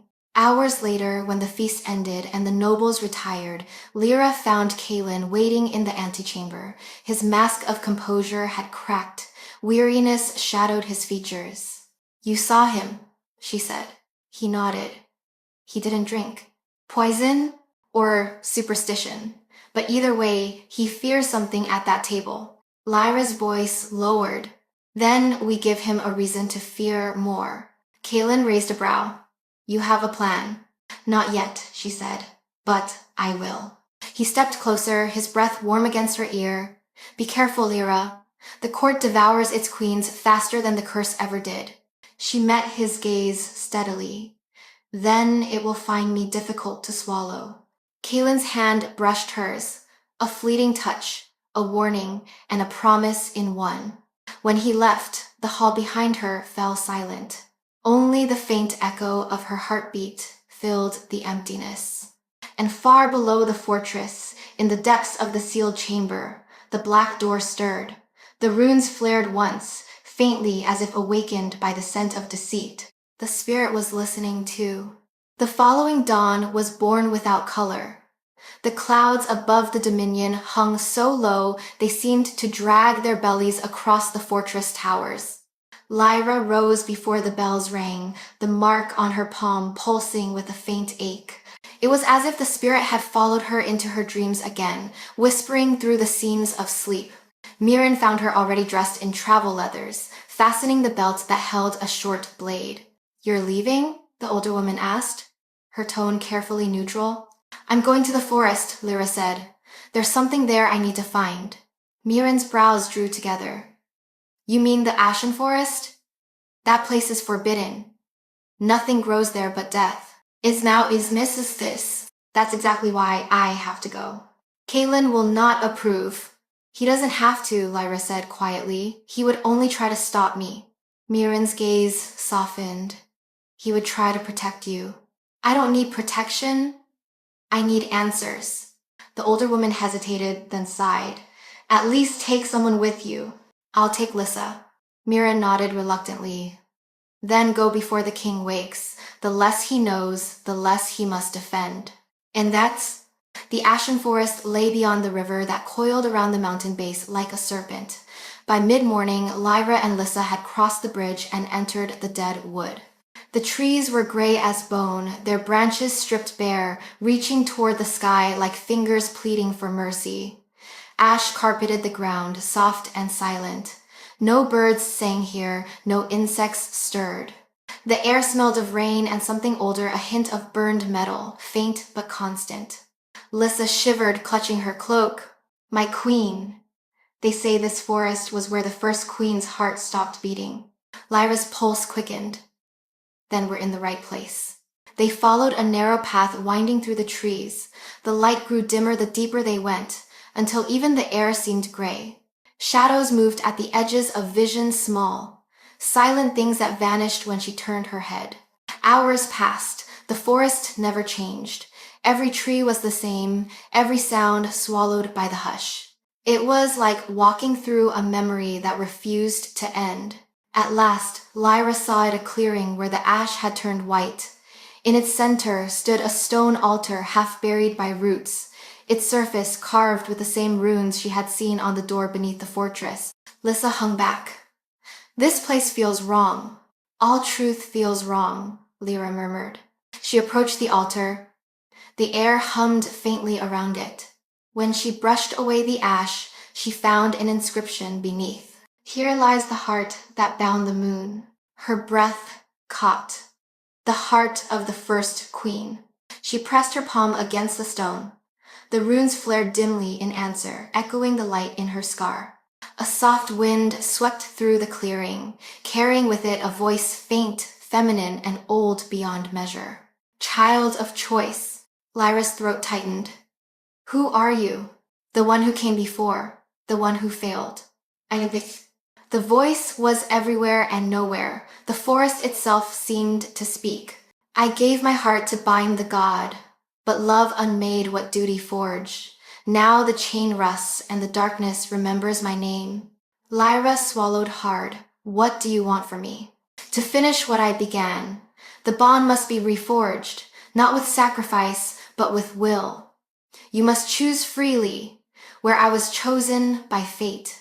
Her palm burned against the stone. She saw flashes in her mind, a woman kneeling before the spirit, her chest split open, her blood turning to silver as she whispered a name lost to time. Then another image, Kaelin, his face twisted in agony, the spirit pouring through him like smoke. Lyra stumbled back, gasping. Lissa rushed to her side. "My queen! What happened?" "She wants me to end it," Lyra whispered, "to finish her work. But she said, not with blood, with choice." Lissa looked around uneasily. "We should leave. This place is cursed."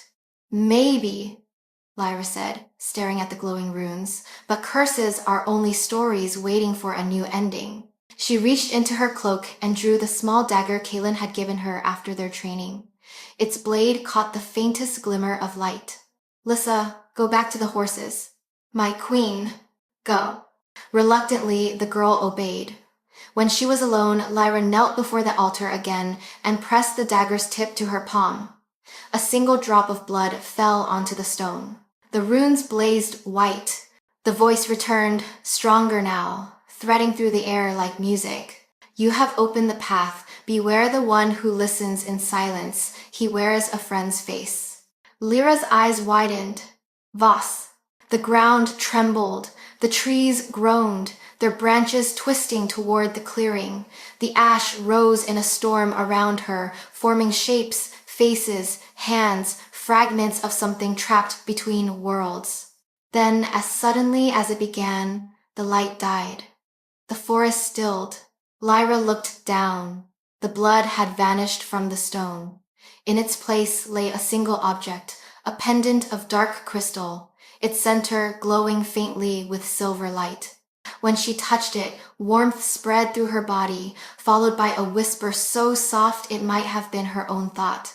"When the moon turns red, call my name." By the time they returned to the fortress, night had fallen. Kaelin was waiting at the gate, fury in his eyes. "Where have you been?" "In the ashen forest. He took a step toward her. "Are you mad? That place kills even the air that touches it." "It didn't kill me," she said. "It gave me this." She opened her hand, revealing the pendant. The light from it reflected in his gaze, and for the first time since she had met him, Kaelin looked afraid. "Where did you get that?" he asked. "From the heart of the first queen." Kaelin's expression darkened. "Lyra, you don't understand. That relic isn't salvation. It's a key, the same one that locked the spirit away. Then maybe it can unlock the truth." He reached for her wrist, his touch fierce. "Or it can unmake everything we are." Lyra met his eyes unflinching. "Then we'll find out together." Outside, thunder rolled again over the mountains. The storm had returned, but this time Lyra was not afraid of the dark. The storm did not break that night. It crawled across the dominion like a living thing, rumbling above the fortress towers until every stone seemed to vibrate. Lightning burned through the clouds, throwing the world into brief, violent flashes of silver. Lyra lay awake, the pendant clutched in her palm. Its glow pulsed faintly with her heartbeat, warm and alive. Every few breaths, she thought she could hear a whisper beneath the thunder, the same voice from the forest, calling her name in the language of wind and rain. When dawn came, it brought no light, only a restless gray that clung to the fortress walls. Kaelin summoned her to the war room. The map on the table was a tangle of red ink and torn parchment, the scent of wax and steel heavy in the air. General Rowan Thorne stood beside him, his face grim. Lady Mirren waited in the shadows, her expression unreadable. The border tribes have begun to move again, Thorne said. They march under the symbol of the pale moon. Lyra's stomach tightened. The spirit's followers. Worse, Kaelin said. Voss rides with them. The name dropped like a stone into the room. Mirren crossed herself in the old Dominion way, a ward against the dark. Then he's no longer pretending. No, Kaelin said. He's declared himself. He's gathered those who believe the curse can be broken only by releasing the spirit. Lyra's hand closed around the pendant. And if he succeeds? Kaelin looked at her, his eyes silver and shadow all at once. Then the Dominion falls. The spirit will rise again, and there will be no dawn left to fight for. She met his gaze steadily. Then we stop him. Thorne shook his head. We don't have the numbers. His army is twice the size of ours. Lyra stepped forward. Then we don't fight him with soldiers. We fight him with the one thing he cannot control, the bond between king and queen. Kaelin's expression darkened. Lyra, the prophecy said 2 halves of the same soul could end it, she pressed. That's what the spirit fears. That's why it used Voss to divide us. Enough. His voice was sharp, but not cruel. You don't understand what you're asking. I understand perfectly, she said. If Voss breaks the chains, the spirit will consume you. If I do nothing, it wins anyway. So tell me, Kaelin, how many times will you choose to fight alone before you realize I'm already in this with you? Silence. Then Kaelin reached into his coat and drew out a small dagger, its blade black as obsidian, its hilt wrapped in silver wire. This was my father's, he said quietly. It was used to forge the bond that keeps the spirit bound to the Drabos line. Every heir swears a blood oath upon it, to rule, to guard, to endure. Once given, it cannot be undone. He placed it on the table between them. If you swear beside me, you tie your life to mine. Our strength and our deaths will be one. Lyra looked down at the blade. The pendant in her hand pulsed harder as if in answer. She thought of the voice from the forest, of the first queen's warning.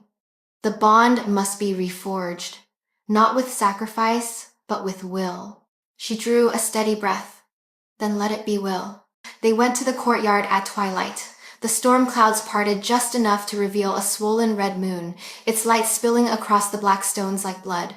The air was cold, sharp, alive. Kaelin drew the dagger across his palm, and silver fire spilled from the wound. Lyra did the same, her blood bright against the dark. Repeat after me, he said, his voice low but steady. By will and by blood I bind my soul to yours. She met his gaze. By will and by blood I bind my soul to yours. He continued. The words older than any language she knew. Where one stands, the other shall not fall.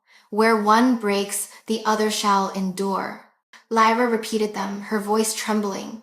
Do you accept the bond? He asked. I choose it.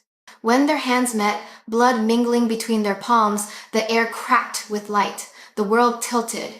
Lyra felt her heartbeat merge with his, not in the fragile human way of love, but in something deeper, elemental. For a moment she saw through his eyes. The spirit's shadow writhed inside him, vast, furious, beautiful. She felt its hunger, its endless grief. It saw her too, and its voice thundered through both of them. 2 halves of one soul, foolish children. Do you think choice can unmake eternity? Lyra's reply came not from her mouth, but from her will. Yes. The spirit roared, a sound that shook the mountains. The wind surged, ripping through the courtyard, scattering the torches, but the bond held. The fire around them flared white, then silver, then vanished into stillness. When the light faded, they stood alone, hands still joined, blood sealing the mark between them. Kalen's eyes were wet with pain, but his voice was steady. It's done. Lyra staggered, dizzy, the world spinning around her. The pendant burned against her chest, the glow spreading outward until it matched the rhythm of their shared pulse. I felt it, she whispered. The spirit. It knows us now. Yes, Kalen said. And it fears us. Later that night, as she stood by her window watching the rain return, Lyra felt the bond hum beneath her skin, a thread of light connecting her heart to his. Somewhere in the fortress, Kalen stirred, his presence brushing against her thoughts like a whisper. For the first time since she had arrived at the Fortress of Dusk, Lyra understood what it meant to belong to the darkness, not as its prisoner, but as its equal. The spirit had wanted obedience. She had given it choice, and in doing so, she had become something it could no longer predict. The news arrived at dawn, a raven soaked in blood, its message sealed with a sigil of betrayal. By the time Lyra reached the war room, the map was already unfurled, weighed down by daggers. Red ink marked the valley beyond the eastern border, Moon's Edge. Kalen stood at the center, the stormlight slanting across his armor. Voss has moved faster than we thought, he said, voice low and controlled. He commands nearly 5,000 men, wolves and warlocks both. They march under the pale moon banner. Lyra scanned the map.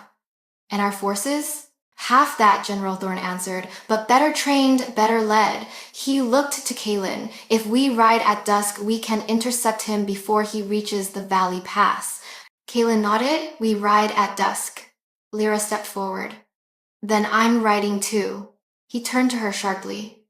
No, I'm not asking. His jaw tightened. You carry the bond now, Lyra. If you fall, I fall. The spirit will win before the battle even begins. Then fight harder, she said quietly, because I will not stay behind while you bleed for both of us. For a heartbeat, they stared at one another, will against will, light against shadow. Then Kalen's shoulders dropped. You're impossible. So I've been told. By dusk, the army gathered in the courtyard. Armor glimmered beneath the stormy sky, banners snapping in the wind. Lyra mounted her horse beside Kalen, the pendant warm against her skin. She could feel his presence through the bond, a pulse of power and tension that mirrored her own heartbeat. They rode through the gates together, leading the Dominion's army into the mountains. The path wound between cliffs scarred by old wars, the air thick with the scent of rain and iron. By nightfall, they reached the ridge overlooking the valley. Below, the enemy camp stretched like a field of black fire, thousands of torches flickering in the mist. The pale moon hung above them, enormous and bloodless.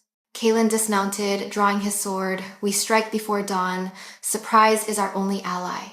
Lyra looked at the horizon, where the darkness seemed alive. He's down there, she said. Voss. I can feel him. Kalen frowned. How? The spirit, she said. It hums when he's near, like it's calling to itself. Kyalen's eyes narrowed. Then we end him before it answers. The battle began in silence. The Dominion wolves moved like ghosts through the fog, their armor muffled, their blades darkened with ash. Lyra rode at Kalen's side, the mark on her palm burning hotter with every heartbeat. When the first horn sounded, chaos erupted. Steel clashed against steel, the valley ignited with fire and screams. Magic crackled in the air, bursts of red light, flashes of shadow. The spirit's presence thickened, unseen but felt, a hunger pressing against her mind. Lyra fought as she had trained, not with brute strength, but with precision and will. Every swing of her blade echoed Kalen's. Their movements mirrored each other, their bond turning instinct into rhythm. When he struck, she blocked. When she faltered, he steadied. At the center of the chaos, a voice rose smooth, mocking, familiar. Your Majesty. Was it.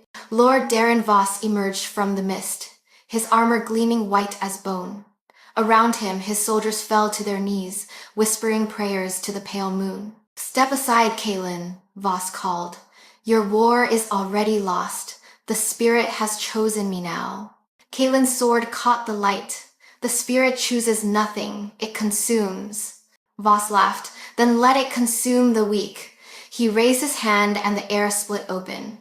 A column of black flame tore through the battlefield, devouring everything in its path.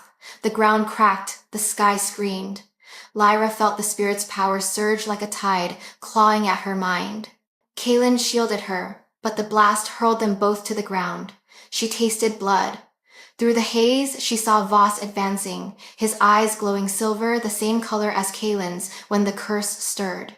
"You should thank me," Voss said. "I will end his suffering, and yours." "In Thuk." Lyra staggered to her feet. "You serve nothing but your own hunger." He smiled. "Then we are alike." He struck faster than she could move. Kaelin intercepted the blow, their blades sparking like lightning. The impact threw them apart. Lyra's mark blazed white-hot. Pain shot through her arm. She pressed her palm to the pendant and light exploded. The battlefield froze. Every sound, every motion suspended.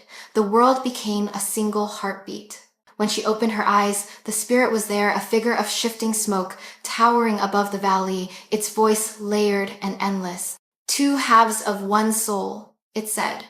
"You would stand against eternity?" Lyra raised the pendant, its light cutting through the dark. "Eternity is a chain. I break chains." The spirit's laughter shook the mountains. "Then bleed for it." The stasis shattered. Voss lunged again, his strike aimed at Kaelin's heart. Lyra moved first. She caught the blade with her bare hand. The steel bit deep, but instead of blood, silver light poured from the wound. It ran down the sword, searing through Voss's grip. He screamed, the spirit's power thrashing inside him. Kaelin seized the moment. His blade drove through Voss's chest. The scream that followed was not human.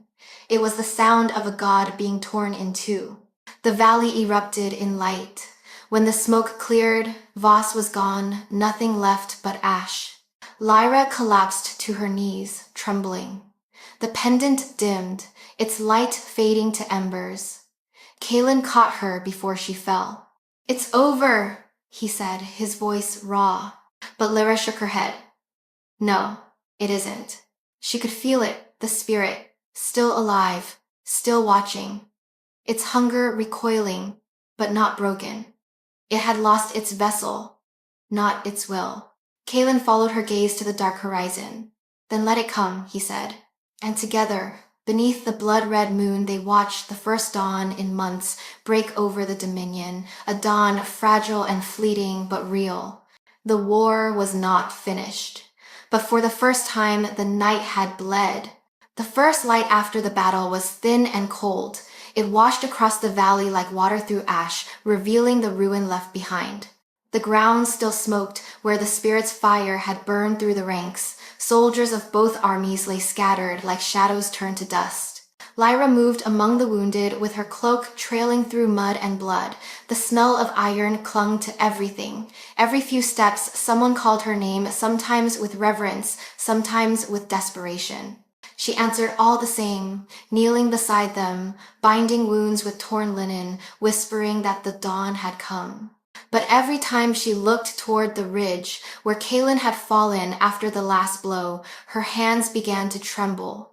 Mirren found her there, her face drawn and pale. "The healers are with him," she said quietly, "but the wound runs deep, deeper than steel can make." Lyra rose, the ache in her body forgotten. "Take me to him." The Alpha King lay inside the command tent, the air heavy with the scent of herbs and blood. His armor was gone, replaced by bandages stained silver where his veins had bled light instead of crimson. His chest rose shallowly. Each breath sounded like a battle of its own. Thorn stood at the entrance, his hand pressed to his heart in silent salute. "He's alive," he said, though his tone carried no certainty. "But something in him is wrong." The spirit's mark burns through the wound. "We've seen this before. It means the curse is awake." Lyra knelt beside the cot. Leave us. When the others had gone, she took Kalen's hand. His skin was fever hot, his pulse unsteady. The bond between them fluttered in her chest like a torn banner. Kalen, she whispered. Can you hear me? His eyes opened, not the silver gray she knew, but pure white, burning from within. For a moment, she saw nothing human there, only the reflection of the spirit's gaze. Little queen, it said through his mouth, you bind yourself to fire and are surprised when it burns. Lyra tightened her grip. You don't belong here. Let him go. He is mine, the voice purred. He has always been mine. But you are new. You smell of defiance, of choice. In I as e of. Her mark flared on her palm, answering its pull. She forced her voice to steady. If you want me, take me. The spirit laughed. Not yet. The bond must ripen. But soon. Kalen's body arched against her grip, then went still. The light in his eyes dimmed, leaving only exhaustion behind. When he spoke again, it was his voice rough, broken. Lyra, I'm here. His hand found her wrist, weak but insistent. It spoke through me. I know. It's closer now. Every time I fight, it learns me better. Every time I bleed, it finds more room. Lyra swallowed hard. Then we'll find a way to cage it again. He shook his head. The bond gave you part of its power. That was the spirit's plan all along, to divide itself between us. If it can take me, it will use me to reach you. Then it will have to kill us both, she said fiercely. Kalen managed a faint smile. It might try. He fell into a shallow sleep.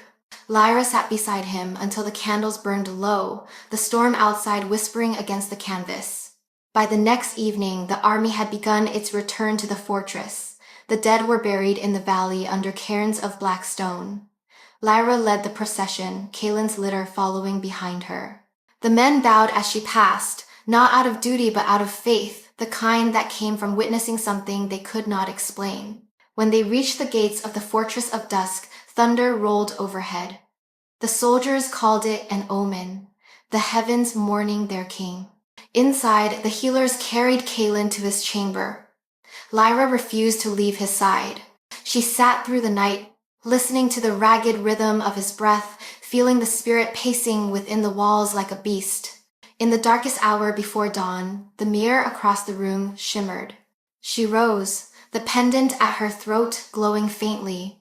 The glass rippled, forming the outline of a woman's face, the same voice that had spoken to her in the forest. The bond phrase, the spirit of the first queen whispered, when the chain breaks, the god will walk again. Then tell me how to stop it. The curse cannot be ended by blood or by blade. It must be sealed anew with a willing heart. Lyra's breath caught. Mine? Yours or his? One must yield for the other to stand. The mirror darkened before she could answer. She turned back to the bed. Kalen's fever had returned. Sweat glistened on his skin. His lips moved as if caught in a dream. She leaned closer and heard him murmur her name. Lyra brushed a hand against his cheek. You will not die for this, she whispered. Not for me.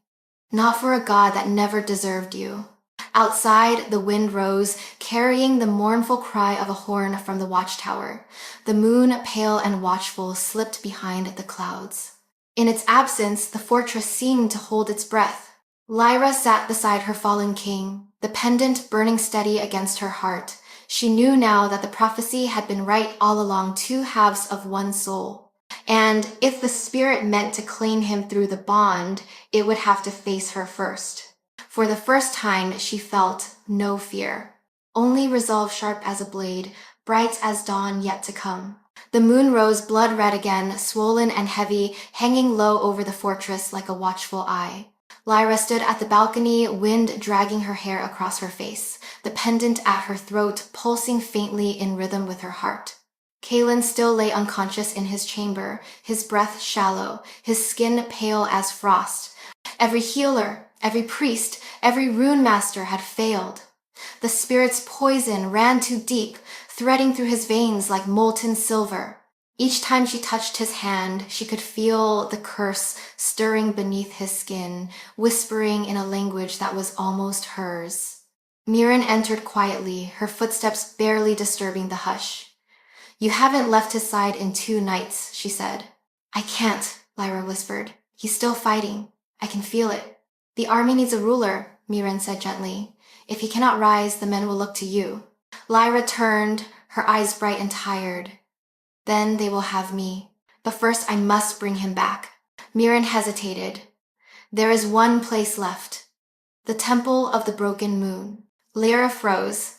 "That place is legend." "It's real," Mirren said. "Hidden in the northern cliffs. It was built before the first king bound the spirit. Some say it holds what remains of the god's true name." "And with that name," Lyra began. Mirren nodded. "You could command it or destroy yourself trying." Lyra's gaze shifted toward Kaylin's door. "Then I'll take that chance." Eggs. By dawn, she was already riding north, the pendant glowing faintly beneath her cloak. Lissa rode beside her, silent and watchful. They passed through valleys scorched by war, across rivers that glimmered like veins of glass, and into the mountains where no map dared trace. The higher they climbed, the colder the air became. Snow began to fall, soft and soundless. When they reached the summit, the world stretched endless and white below them. "There," Lissa whispered. Half buried in ice, the Temple of the Broken Moon rose from the mountainside, a ruin carved from black stone veined with silver, its roof shattered, its doors sealed by frost. Lyra dismounted, her breath misting. As she approached, the pendant grew warmer against her skin. The doors groaned open without her touch. Inside, the air smelled of stone and memory. Pillars reached into darkness, carved with runes so old their meaning had been lost to time. At the center of the temple, a cracked mirror of obsidian stood upon an altar, its surface fractured, yet faintly alive, pulsing like the heart of something vast. Lyra stepped closer. Her reflection rippled first human, then shadow, then both. The spirit's voice slid through the air like smoke. "You return to where it began." She gritted her teeth. "Show yourself. You don't need to see me. You carry me." Her pulse quickened. "Then tell me what you want." "Freedom." "Is freedom to destroy?" "Freedom to exist." Lyra's laughter was bitter. "Existence without mercy isn't life, it's hunger. Then you understand me." The pendant flared, a thread of silver light shooting into the mirror. The crack widened, and a form began to emerge, tall, indistinct, a figure woven from light and shadow. It had Kaylin's voice when it spoke next. "Lyra." Her breath caught. "No. He's dying. You know it. I can save him. All you have to do is open the gate." It mumbles. She stepped back. "That's not him. That's you. He wants this. He begged for it in his dreams." Lyra shook her head, tears freezing against her skin. "You lie." "Do I?" The figure's tone softened. "Almost human. Every life you've ever loved was born from my fire. Every breath you take feeds on my night. Without me, there is no balance. You think yourself unblessed. But that was never curse, it was invitation. You were made to finish what I began. Let's work in pop." The pendant burned hotter, searing her skin. For a moment she saw Kaylin's face clearly, his eyes pleading, his mouth forming her name. Her hand trembled over the dagger at her belt. "If I open the gate," she whispered, "you'll save him? I will make him whole. And what becomes of me? You will become what you were meant to be." Lyra hesitated one heartbeat too long. The spirit's power surged forward, striking her chest like a wave. The air turned black. She fell to her knees, the world collapsing around her in shards of silver light. Then a voice broke through the storm, faint but real, echoing from somewhere far away. "Lyra, don't listen." "Kaylin." His presence flooded through the bond, ragged but alive.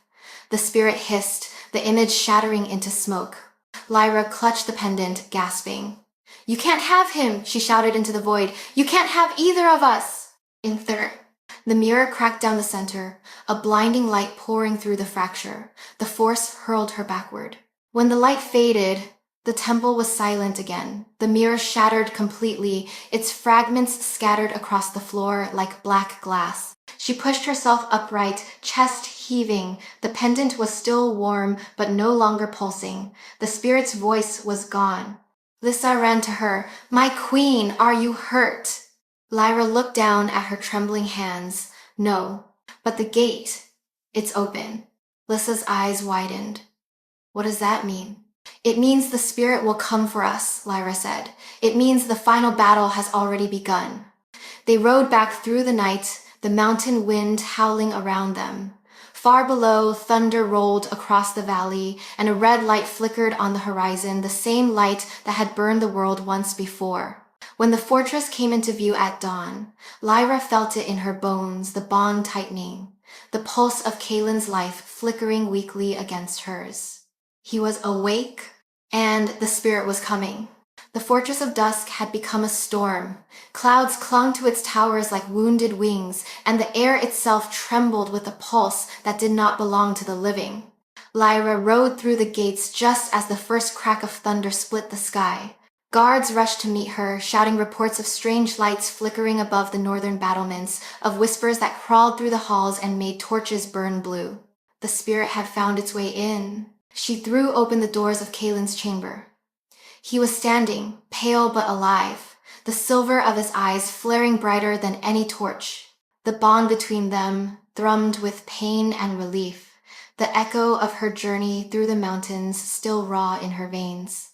"You came back," he said, his voice hoarse. "I told you I would," Lyra answered. "The temple was real. I found what's left of the god's heart, and I broke it." He stared at her as if seeing her for the first time. "You broke it?" She held out the pendant. Its crystal was cracked now, dull and empty. "It tried to use your voice. It told me I could save you if I opened the gate." Kaelin's expression darkened. "And you didn't?" "I almost did," her voice wavered. "But then I heard you, the real you." Kaelin crossed the space between them, his hands closing around hers. "You saved us both." "No," she said quietly. "I only delayed what's coming. The spirit is free now, not whole, but enough to walk in shadow. We don't have much time." By nightfall, the fortress was sealed. Every rune on the walls had been reawakened, every corridor guarded by soldiers bearing torches of blessed oil.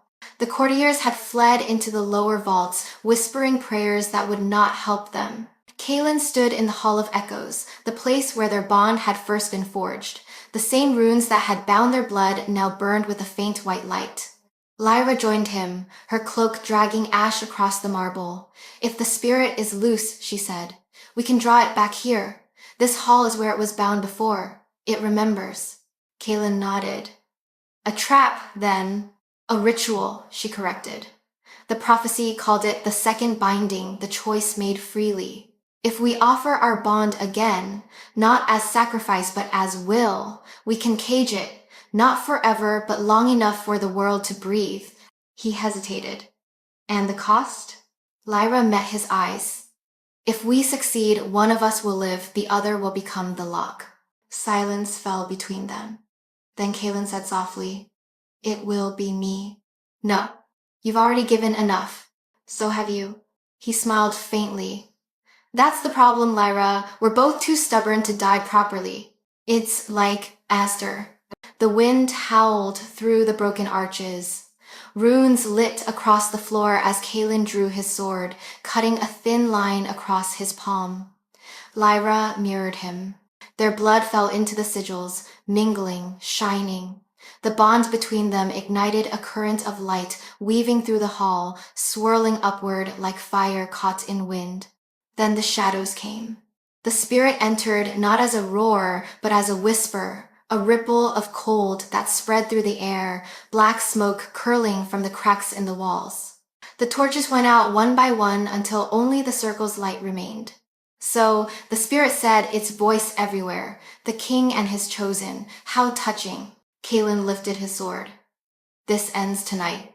"You can't end what you are," it replied. The smoke coiled, forming a figure tall, faceless, crowned with flame. I made you. You breathe my name with every heartbeat. Lyra stepped forward. Then hear mine. The mark on her palm blazed white. The spirit recoiled slightly, its shape wavering. Unblessed one, it hissed. You defy even the gods that refused you. That's what freedom is. She reached for Kaelin's hand, their palms met, and the world exploded in light. The bond surged through them both, memories bleeding into one another.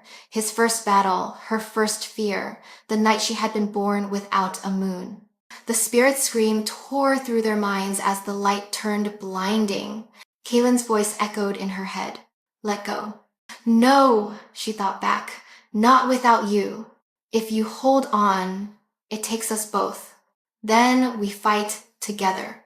The spirit howled, its form collapsing, light searing through the hall. The walls shook, cracks spidering through the marble. Lyra felt the bond stretch, pull, and then snap, not broken but divided. Her body burned with cold fire, her heart hammering against the pressure of two souls trying to exist in one vessel. Kaelin's fingers slipped from hers, his body staggering backward as the spirit's shadow reached for him. She moved faster. With the last of her strength, she pressed the shattered pendant against his chest. I said you wouldn't die for this. The light flared again, brighter, harsher. Kaelin's eyes widened. Lyra, live, she whispered. That's my choice. The spirit screamed as the pendant's light poured through both of them, consuming shadow, stone, and flame alike. The force threw Kaelin clear of the circle. When the glow faded, Lyra was gone. The storm broke. Rain poured through the open roof, extinguishing the last of the torches. Kaelin crawled to the center of the hall, his throat raw from shouting her name. Only the pendant remained now whole again, its crystal pulsing softly with light. He gathered it in his hands, pressing it to his heart. Through the bond, faint but unmistakable, he heard her voice. I'm here. Kaelin closed his eyes, the rain washing over him. Around him, the hall of echoes fell silent. The spirit was gone, caged in the one heart strong enough to hold it hers. And in that silence, the Alpha King wept for his queen, for his kingdom, and for the dawn she had bought with her choice. The rain did not stop for 3 days. It fell without wind, a steady whisper that blurred the horizon and soaked the banners that hung limply over the ramparts of the Fortress of Dusk. The people said the heavens were mourning their queen. The soldiers whispered that the storm was her breath, the sky weeping because it could not hold her. Kaelin did not leave the Hall of Echoes. He sat where the circle had burned itself into the stone, staring at the faint white ring that now marked the floor. The pendant lay in his hands, glowing softly in the darkness, its pulse slow, alive. Every time his thumb brushed its surface, warmth spread through his chest, and he heard her voice again, faint as a sigh. I'm here. Those 2 words were all that tethered him to the world. Mirren entered quietly on the 4th morning. She stopped in the doorway, her eyes red with exhaustion. The council gathers, she said. The Dominion needs its king. Kaelin looked up. I am no king without her. You are more, Mirren said gently. You are the one she chose to live. He rose slowly, the movement heavy, as if the air itself resisted him. She didn't die, she became. Mirren hesitated. The spirit is gone, Kaelin. The light took it. The spirit can't die, he said. It was caged, and she is the cage. His voice cracked on the last word. He pressed the pendant against his heart, his eyes closing. I feel her. She's still fighting. Mirren stepped closer. Then fight with her, not here, among ghosts, but out there. Lead the people she saved. If you let grief take you, you undo everything she gave her soul for. Kaelin didn't answer at first. When he finally spoke, his voice was raw. She was the unblessed, the one the moon refused, and yet she became the light itself. How do I lead in the shadow of that? Mirren laid a hand on his arm. By remembering that she loved a man, not a myth. The council assembled in the great hall that afternoon. Lords and soldiers knelt when Kaelin entered. the sound of armor against stone echoing like thunder. The spirit has fallen, Thorn declared. The rebellion is scattered. The dominion endures. Kaelin took his place before the throne but did not sit. The dominion endures because of her, he said, and it will continue in her name. He looked over the faces before him, tired, scarred, alive. From this day forward, the Feast of Dusk will not honor kings. It will honor choice, the will that saved us when gods turned away. The hall was silent. Then Mirren bowed, followed by Thorn, and one by one the entire court knelt. The sound was not worship, but reverence. Kaelin turned away before they could see the tears in his eyes. That night, when the hall was empty and the fortress quiet, Kaelin climbed the highest tower. The rain had stopped, leaving the air clean and sharp. The clouds parted just enough to reveal a sliver of moon-pale trembling. He held the pendant up to its light. The crystal glowed, answering. "Lyra," he whispered, "if you can hear me." The bond stirred a warmth spreading through his chest, faint but undeniable. Then her voice came, soft as the memory of breath. "Kaelin." He closed his eyes, the sound tearing through him like both blessing and wound. "Where are you?" "Between." "Can you return?" Silence. Then, "Not yet. The spirit sleeps. I keep it that way." "Then let me take your place." "No." Her voice was firm now. "This was my choice. Live. That is yours. I can't." "You can. Because I still see through you." The light from the pendant brightened, casting his face in silver. He thought he saw her for an instant, a shimmer of pale hair, eyes like dawn, standing on the parapet beside him. Not ghost, not illusion, but memory made real by love. "Will I see you again?" he asked. Her smile was both sorrow and promise. "When the moon is whole again, and the world remembers mercy." Then she was gone, the glow fading until only the moon remained. Kaelin bowed his head. The night was still, save for the sound of his breathing. And when he finally turned back toward the fortress, his steps were steadier than they had been in days. In the months that followed, the Dominion changed. The banners were lowered and raised anew, no longer bearing the mark of the wolf, but the symbol of the broken moon, two halves joined by a single line of light. The war ended. The tribes laid down their weapons. The people began to rebuild. Kaelin ruled, but not as a conqueror. He spoke of unity, of will, of balance. And when the nights grew long and the shadows stirred, he would go to the Hall of Echoes and sit before the white ring that still marked the floor. There, he would press the pendant to the stone and whisper to the silence, knowing she could hear him somewhere beyond it. Sometimes, when the wind shifted just right, the torches in the hall would flicker a small answering flame. And those who saw it swore the light that danced there was not fire at all. It was the heartbeat of their queen, the price of light, still burning in the dark. The first summer after the storm came quietly. The Dominion, once scarred and blackened, began to heal. Wildflowers pushed through the cracks in the old roads, vines crawled over the broken towers, and the rivers ran clear again. The people called it the Queen's season, the first time in memory when sunlight touched the valleys without fear. But Kaelin did not rest. He ruled as she would have, through strength tempered with mercy. He rebuilt the ruined pacts, disbanded the temples that had worshipped the spirit, and forged new treaties with lands that once feared his name. He was the Alpha King still, but the darkness in his gaze had changed. It no longer devoured, it remembered. At night, however, the bond called to him.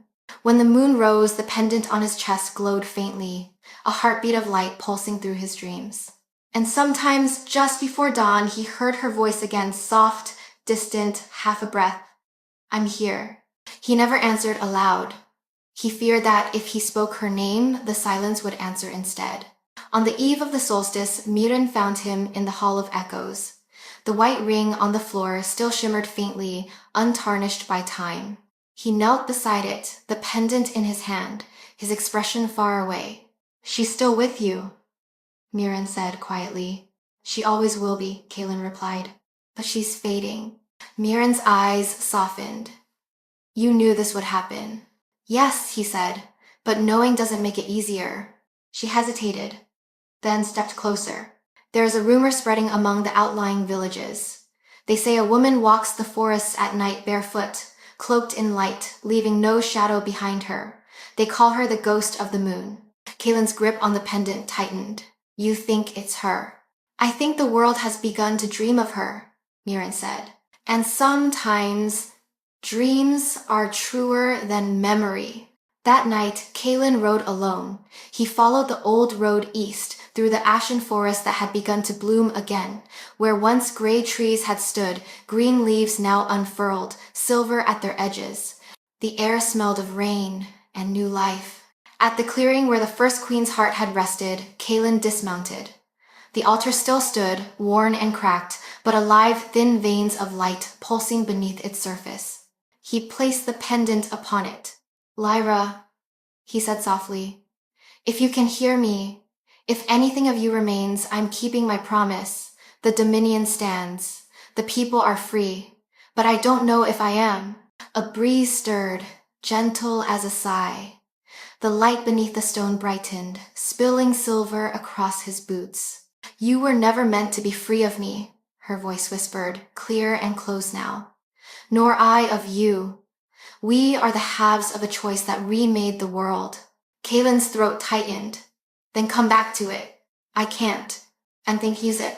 Why? Because the light that holds the spirit also holds me. If I step free, it wakes. The world falls again. He bowed his head. Then I will stay here until the end of it. No. Her voice sharpened, not with anger, but command. Live. I gave my will so you could use yours. Don't make my sacrifice a tomb. Kaylin looked up, and for a single heartbeat, she was there, a figure woven of light and wind, standing atop the altar. Her hair shimmered like moonlight on snow, her eyes soft, infinite. She smiled. Lyra. Do you remember what you told me the night we were bound? She asked. He nodded slowly. That will is the oldest magic. Then use it. She reached out, her hand brushing his cheek, weightless, warm. Don't let the world forget what it cost to choose. Then she was gone, the light collapsing inward, leaving only the faint glow of the pendant on the stone. Kaylin stood in the silence for a long time before he whispered, I won't. Weeks passed. The Dominion flourished. A new temple rose on the edge of the ashen forest, not of stone, but of living wood, open to the sky. It had no idols, no altars, only a single phrase carved into its threshold. The gods are the stories we refuse to forget. People came from across the lands to offer thanks, not to a god, but to the memory of a woman who had chosen to save them when heaven would not. They called her many names, the light bearer, the unblessed queen, the woman without a shadow. Kaylin visited often, though he said nothing. He would leave a single white flower at the steps, bow his head, and walk away. At night, when the moon hung whole above the world, the light from the temple reached the fortress towers. And sometimes, in that glow, Kaylin thought he saw her standing there, not as a spirit or dream, but as the promise she had kept. He no longer asked for her return. He no longer begged the gods for mercy. Instead, he ruled with it mercy as his sword, love as his crown. And far beyond the veil between life and legend, Lyra watched the world she had saved bloom in the light of her choice. For even without her body, she was not gone. She was freedom, and freedom leaves no shadow. Years passed. Seasons turned like the slow breathing of the world, and the story of the Queen of the Night became legend. Children in the Dominion grew up beneath banners of silver and white, tracing their fingers along the sigil of the broken moon, two halves joined by a thread of light and whispering her name as both prayer and promise. Lyra Winter Dravos, the unblessed queen, the woman who defied gods, the light that burned within the dark. Under Kaylin's reign, the Dominion flourished. Cities once scarred by war thrived again. The forests returned to green, the rivers to song. The wolves of the packs no longer bowed to bloodlines but to choice. The new council he built included both warriors and scholars, farmers and healers. The The old word obedience faded from the law, replaced by one he had learned from her, will. But Kaelin had never forgotten the cost of that word. At night, when the palace was still and the moon reached its full circle, he would stand at the highest tower and hold the pendant against his heart. It still pulsed faint, steady, alive. The bond between them endured, fragile but unbroken, a thread that tied his soul to hers across the veil of worlds. And sometimes, when the wind carried the scent of rain and the sea of stars shone clear, he could hear her voice again, soft, steady, certain. You kept your promise. He would smile, answer into the night. You gave me something worth keeping. On the 10th year after her sacrifice, the moon turned red again, not with anger, but with remembrance. The sky blazed crimson and silver, and the light poured across the land like dawn breaking twice.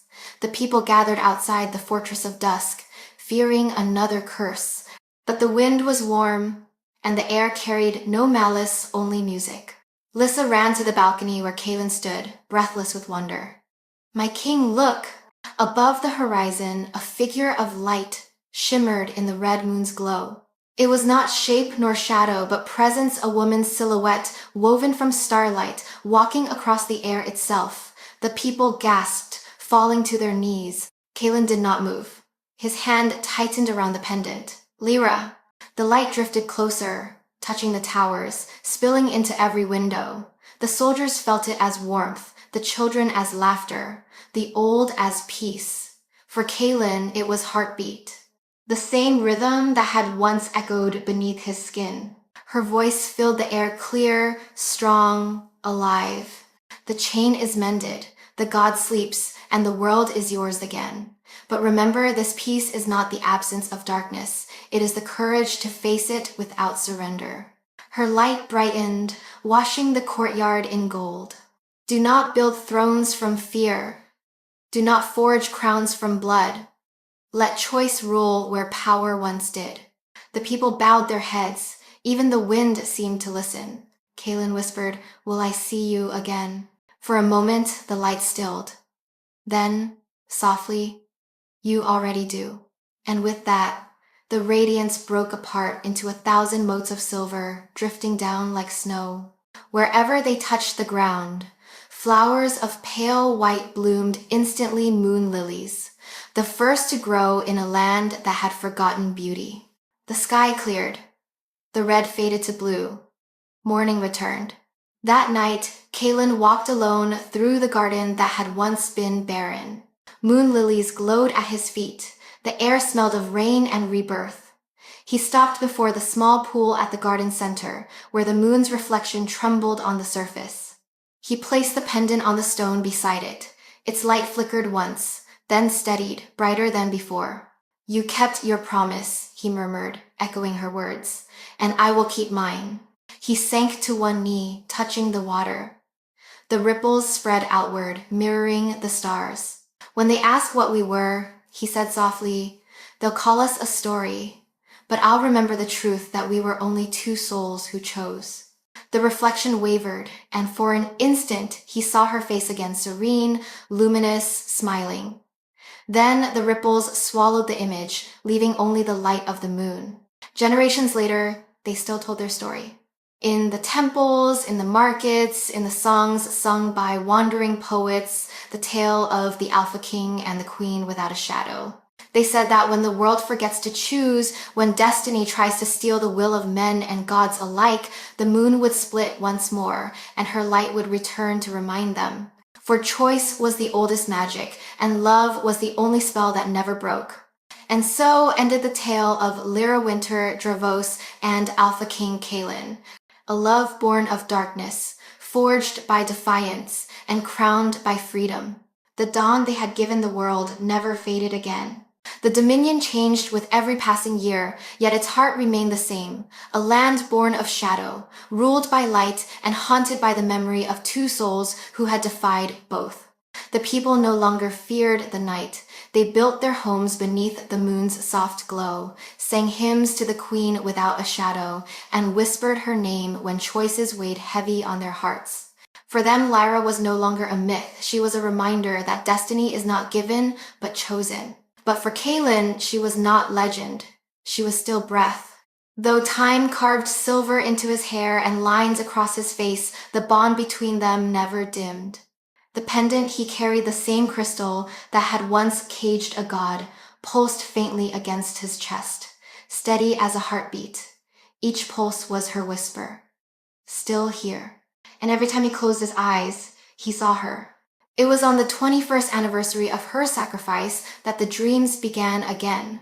They came not as nightmares, but as memories too vivid to be dreams. He saw the temple of the broken moon, its ruins now buried beneath snow. He saw the forest of ash, green once more, breathing. And in every vision, he saw her, Lyra, walking barefoot through the light, her eyes calm, her smile quiet. In one dream, she spoke, "The spirit stirs." Kaelin woke with the taste of iron on his tongue, his pulse pounding. The pendant glowed against his chest. He knew what it meant. The cage was weakening. By morning, he had summoned Miren, older now, but still sharp as tempered steel. She read the signs with grim precision. The spirit's power was never truly destroyed, she said. It sleeps inside the bond, inside you. Kaelin nodded. I felt it. It whispers again. You could let it consume you, she warned, and through you, the world.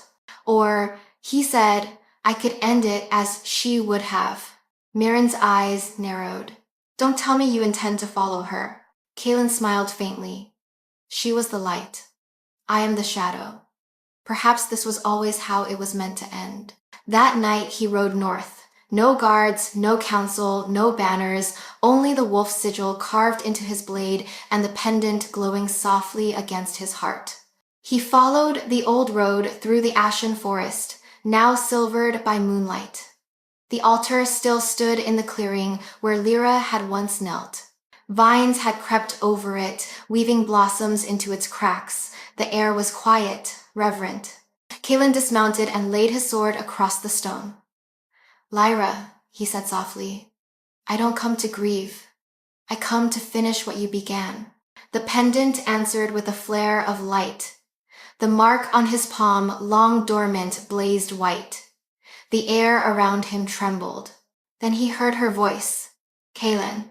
He turned, and she was there not as spirit or dream, but as radiance shaped like memory. She was dressed in white, her hair a halo of light. You shouldn't be here, she said, her tone both tender and sad. I had to see you once more, he said. The spirit is waking. I know, she whispered. It dreams through your blood. Then it ends with me. Lyra shook her head. No, the world no longer needs sacrifice. It needs balance. If you die for this, the chain breaks again. But if you live for it, truly live, then the bond becomes peace, not prison. Kaelin's hand trembled. I don't understand. She stepped closer, her light spilling over him like warmth. When we bound the spirit, we taught it something it had never known will. It no longer hungers as it once did. It seeks purpose. The bond between us is its final teacher. You're saying it can change. I'm saying we already did. Her fingers brushed his cheek. The contact felt real, human. You can still feel me because part of me lives in you, not the curse, Kaelin, the choice. As long as you choose, the spirit remains bound by your will. However, in Repuled and the Sending, Resk casts. And Resk, he bowed his head, a single tear tracing down his scarred cheek. Then stay. Lyra smiled, sad and eternal. I am staying, just not where you can see me. The forest shimmered with light. The vines on the altar began to bloom, silver petals unfolding in the dark. The pendant lifted from his chest, floating between them, glowing brighter until its light filled the clearing. Goodbye? He asked. No, she said. Never goodbye. Only the next beginning. Then the light engulfed her, and when it faded, the pendant settled softly into his hands, now split in two, one half glowing gold, the other deep blue, like sun and night intertwined. He returned to the fortress with the dawn at his back. The storm that had hung over the Dominion for years finally broke, revealing a sky clear and endless. Kaelin stepped onto the balcony and raised the two halves of the pendant high above the people. "The curse is gone," he said, his voice echoing across the courtyard, "and so are the gods who made it. From this day forward, no throne will rule by birth or bond, but by will alone." The crowd erupted into cheers, but above them, unseen, the moon shone brighter, and for those who looked closely, a second, fainter moon seemed to shimmer beside it, as if two lights shared the same sky. That night, Kaelin stood once more in the garden of moon lilies. He placed one half of the pendant in the pool, letting the water carry it until it sank. The other half he wore close to his heart. "Two halves of one soul," he whispered, "forever choosing." The wind stirred. A single petal drifted from the lilies and landed on his palm. It glowed briefly, then faded, but the warmth lingered. He looked up at the sky, where twin moons now shone side by side. And for the first time in a lifetime, Alpha King Kaelin smiled, not as a warrior, not as a king, but as a man who had finally understood what eternity meant. It was not endless life or unbroken reign. It was the echo of a choice that would never die. The Dominion slept under a sky-divided two moons, glimmering side by side. One silver, one pale gold. One belonging to the world, the other to memory. The people whispered that the second moon was a gift from the queen without a shadow, a light born from her love that refused to fade. To Kaelin, it was not a symbol, it was her. From the balcony of the rebuilt fortress, he watched the twin orbs sail above the peaks, their reflections spilling across the river like a road of fire. A decade had passed since the last battle, yet the air still trembled with echoes of that night. The spirit had not returned, but its memory lingered in the stones, a quiet heartbeat that reminded all who ruled after her of what was lost and what had been remade. Kaelin's hair had turned white as frost. His body carried the grace of age, not weakness. Time had softened him, but had not gentled the shadow within. It remained tempered by light. He had lived as she had asked, ruling, building, forgiving. He had given peace the shape of law and mercy the weight of strength. And still, some nights, the bond tugged at him. The pendant, now half gold, half blue, pulsed faintly against his chest. When the two moons rose highest, its light brightened, and her voice came to him like wind through the halls. "Are you watching?" He smiled into the dark. "Always." "Then you see it, what we made." He looked beyond the fortress walls. The valleys below were alive with villages, their lamps glittering like constellations that had fallen to earth. Children's laughter carried on the wind, the rivers shone clean again, wolves sang beneath the trees, not as soldiers but as kin. "Yes," he whispered, "the world breathes again." "Then you kept your promise." Kaelin closed his eyes. "And you kept yours." That same night, Mirren came to him in the throne hall, her hair streaked with silver, her hands steady despite the years. "The people gather," she said. "They wait for you." Kaelin turned from the window. "For what?" "For the final decree," Mirren said. "The Council of Dawn ends tonight. They've chosen your successor." He regarded her quietly. "And you think I will object?" "I think you never learned how to stop fighting," she said softly. Kaelin smiled faintly. "Perhaps. But I am not fighting this." He walked with her into the council chamber. The air smelled of parchment and smoke. Around the table sat the new leaders, men and women of all races, bloodlines, and creeds. Not alphas and betas, but equals. Kaelin took his place at the head of the table and laid the pendant before him. Its two halves glimmered softly in the candlelight. "The Dominion is no longer mine," he said. "It never truly was. It belongs to all who choose to carry its peace. I will no longer wear the crown of Alpha King. From this day forward, there will be no kings, only keepers." A murmur swept the room.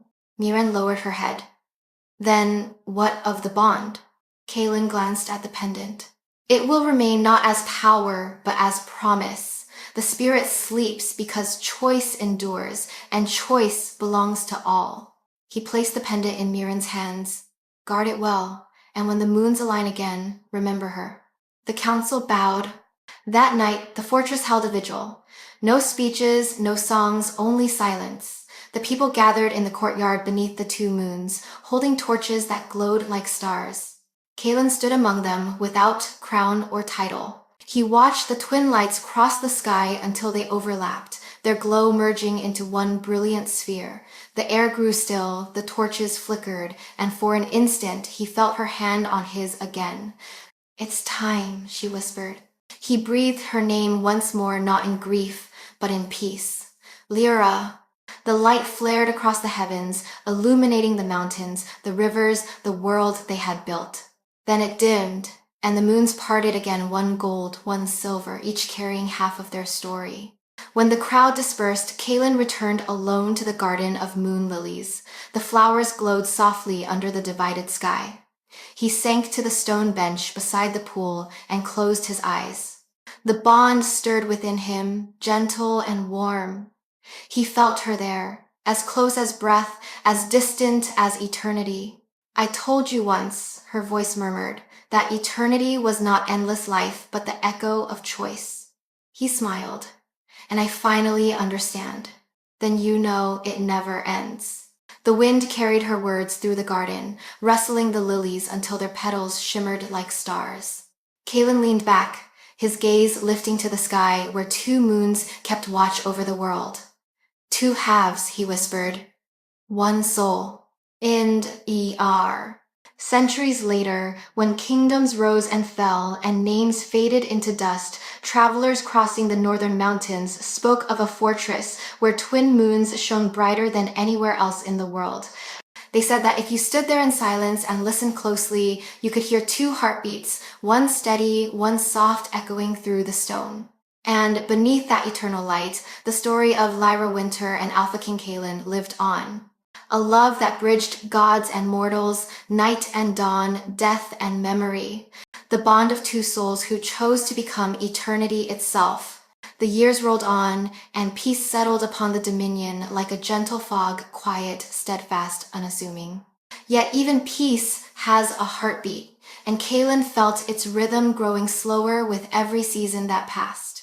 His body had begun to weaken, but his spirit had never been more certain. The people no longer called him king.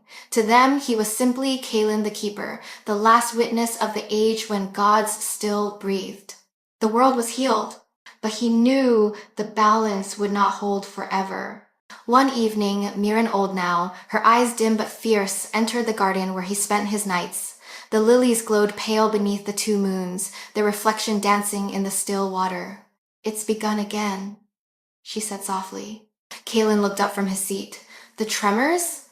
She nodded. "Small, for now. But the priests say the sky will darken soon. The moons are moving toward one another.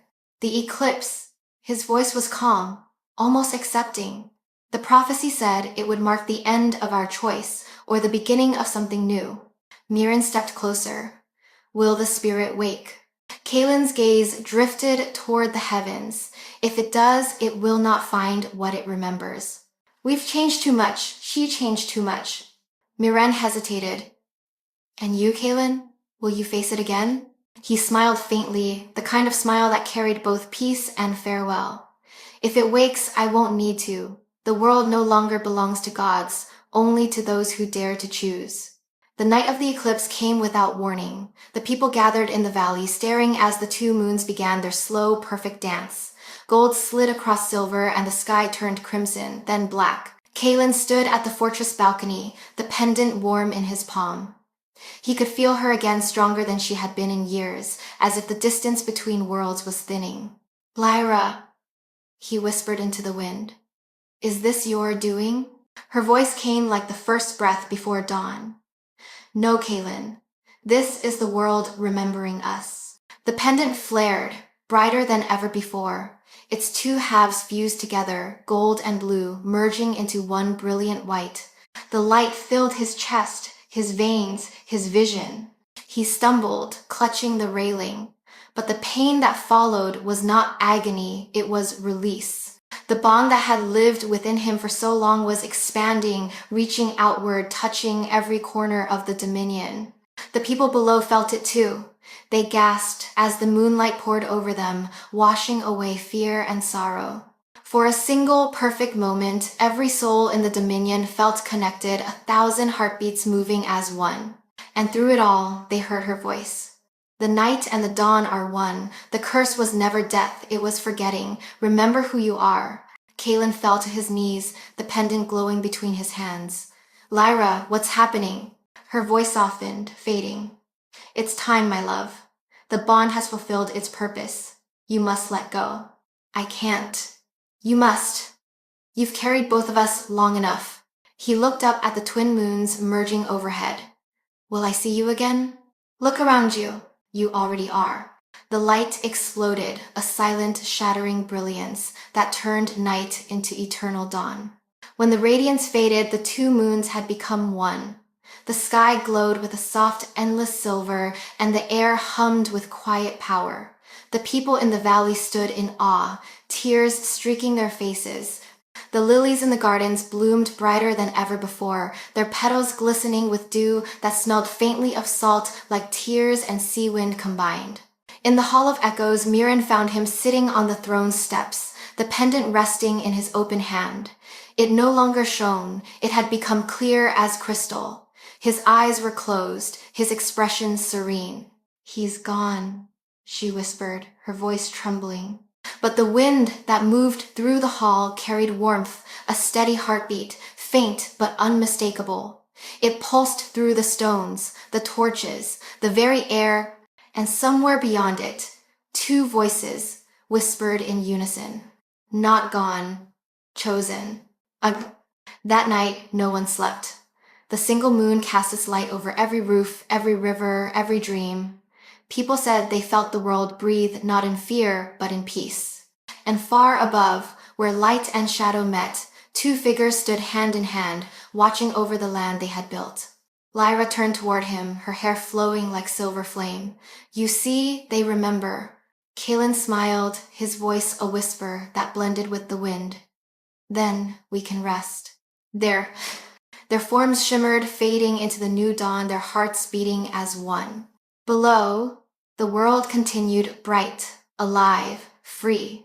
And on the night of every eclipse that followed, when the moon's glow turned to gold, the people of the Dominion would look to the sky and say, "The Queen without a shadow walks again, and the Alpha King walks beside her."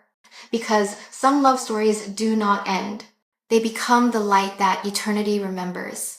Years or perhaps centuries passed, like whispers between heartbeats. The Dominion endured, changing with the rhythm of generations. The Age of Kings faded into memory, replaced by something gentler, a world that no longer needed thrones to keep balance, because its people had learned the oldest truth, that will is the heart of light. And yet, on some nights, when the wind brushed softly through the highlands and the river sang beneath the single silver moon, the air still carried the faintest echo of two names, Lyra, Kalen. In the high mountains where the first pact had once been sworn, a city rose not of conquest but of remembrance. It was called Ilarion, meaning the place where the stars bowed. At its center stood the sanctum of the twin moons, built from stone so pale it glowed even without light. Within it no idol stood, instead two intertwined circles were carved into the floor, one of silver, one of gold, forever meeting at a single point. Every year, on the night of the eclipse, the people gathered there. They carried lanterns shaped like crescents and sang the old songs, not of gods or rulers, but of choice, of a queen who defied the heavens and a king who chose to love her beyond death. Children learned that story before any prayer. Lovers recited it as vow. Warriors whispered it before battle. It had become the first lesson of their world. Light is not the absence of darkness, it is the courage to choose against it. Beyond the veil, far past the boundary where mortal time ended, Lyra walked a field of stars. The spirit, once her enemy, now slept beneath her feet, a sea of quiet energy bound not by chains, but by peace. She was not alone. Kalen stood beside her, his eyes no longer shadowed, his hand warm in hers. Around them, constellations turned like memories, each one a reflection of the world they had left. Do you miss it? He asked softly. Sometimes, Lyra said. The smell of rain, the sound of leaves, the way fire feels when it touches skin. He smiled. And the way people argued about destiny. She laughed a sound that made the stars tremble. Especially that. They walked together through the endless sky, passing through shapes that looked like cities and forests woven from light. Below them, the Dominion glowed small, distant, alive. Kaelin stopped. They've built a temple. Lyra followed his gaze. The sanctum of the twin moons shone beneath the clouds, filled with people holding lanterns. They remember, she whispered. More than that, he said. They understand. Lyra's eyes softened. Then our story did its work. Kaelin took her hand again. It's not our story anymore. A tremor rippled through the stars, not of danger, but of awakening. The spirit stirred, its form now gentle, its voice no longer a roar, but a whisper. You gave me what I could not take. It said, the voice of creation itself. Choice. Lyra looked down at it, serene. And what will you do with it? Dream, said the spirit, of light, of darkness, of all that lies between. Kaelin inclined his head. Then dream kindly. As you did, the spirit answered, fading once more into silence. Time, if time could be measured, there folded around them. Lyra turned to Kaelin. Do you think they'll ever stop telling it? He shook his head. No. But one day, they'll stop calling it a legend. They'll call it history. And after that, they'll live by it. And us? She asked. He smiled. That same quiet smile that had once made kingdoms tremble. We live in every choice they make. That's eternity enough. Far below, in the city of Ilarion, a little girl stood outside the sanctum. She carried no lantern, only a single white flower she had found by the river. She placed it between the two carved circles and whispered, Thank you. The wind lifted her hair, carrying the scent of moon lilies. Above her, the silver moon flared briefly, not bright, not blinding, just warm. And in that light, the girl thought she saw two figures standing hand in hand, smiling down at her, a man with eyes like storms, a woman whose skin shimmered with dawn. Then they were gone, leaving only the hush of the night and the peace of a world they had remade. And so the tale ended where all true tales begin. Not with the fall of kings, nor the triumph of gods, but with the quiet miracle of two souls who chose. Their love did not conquer eternity. It became it. The night and the dawn would never again be apart. For as long as one heart still chose light, Lyra Winter and Alpha King Kaelin would live on.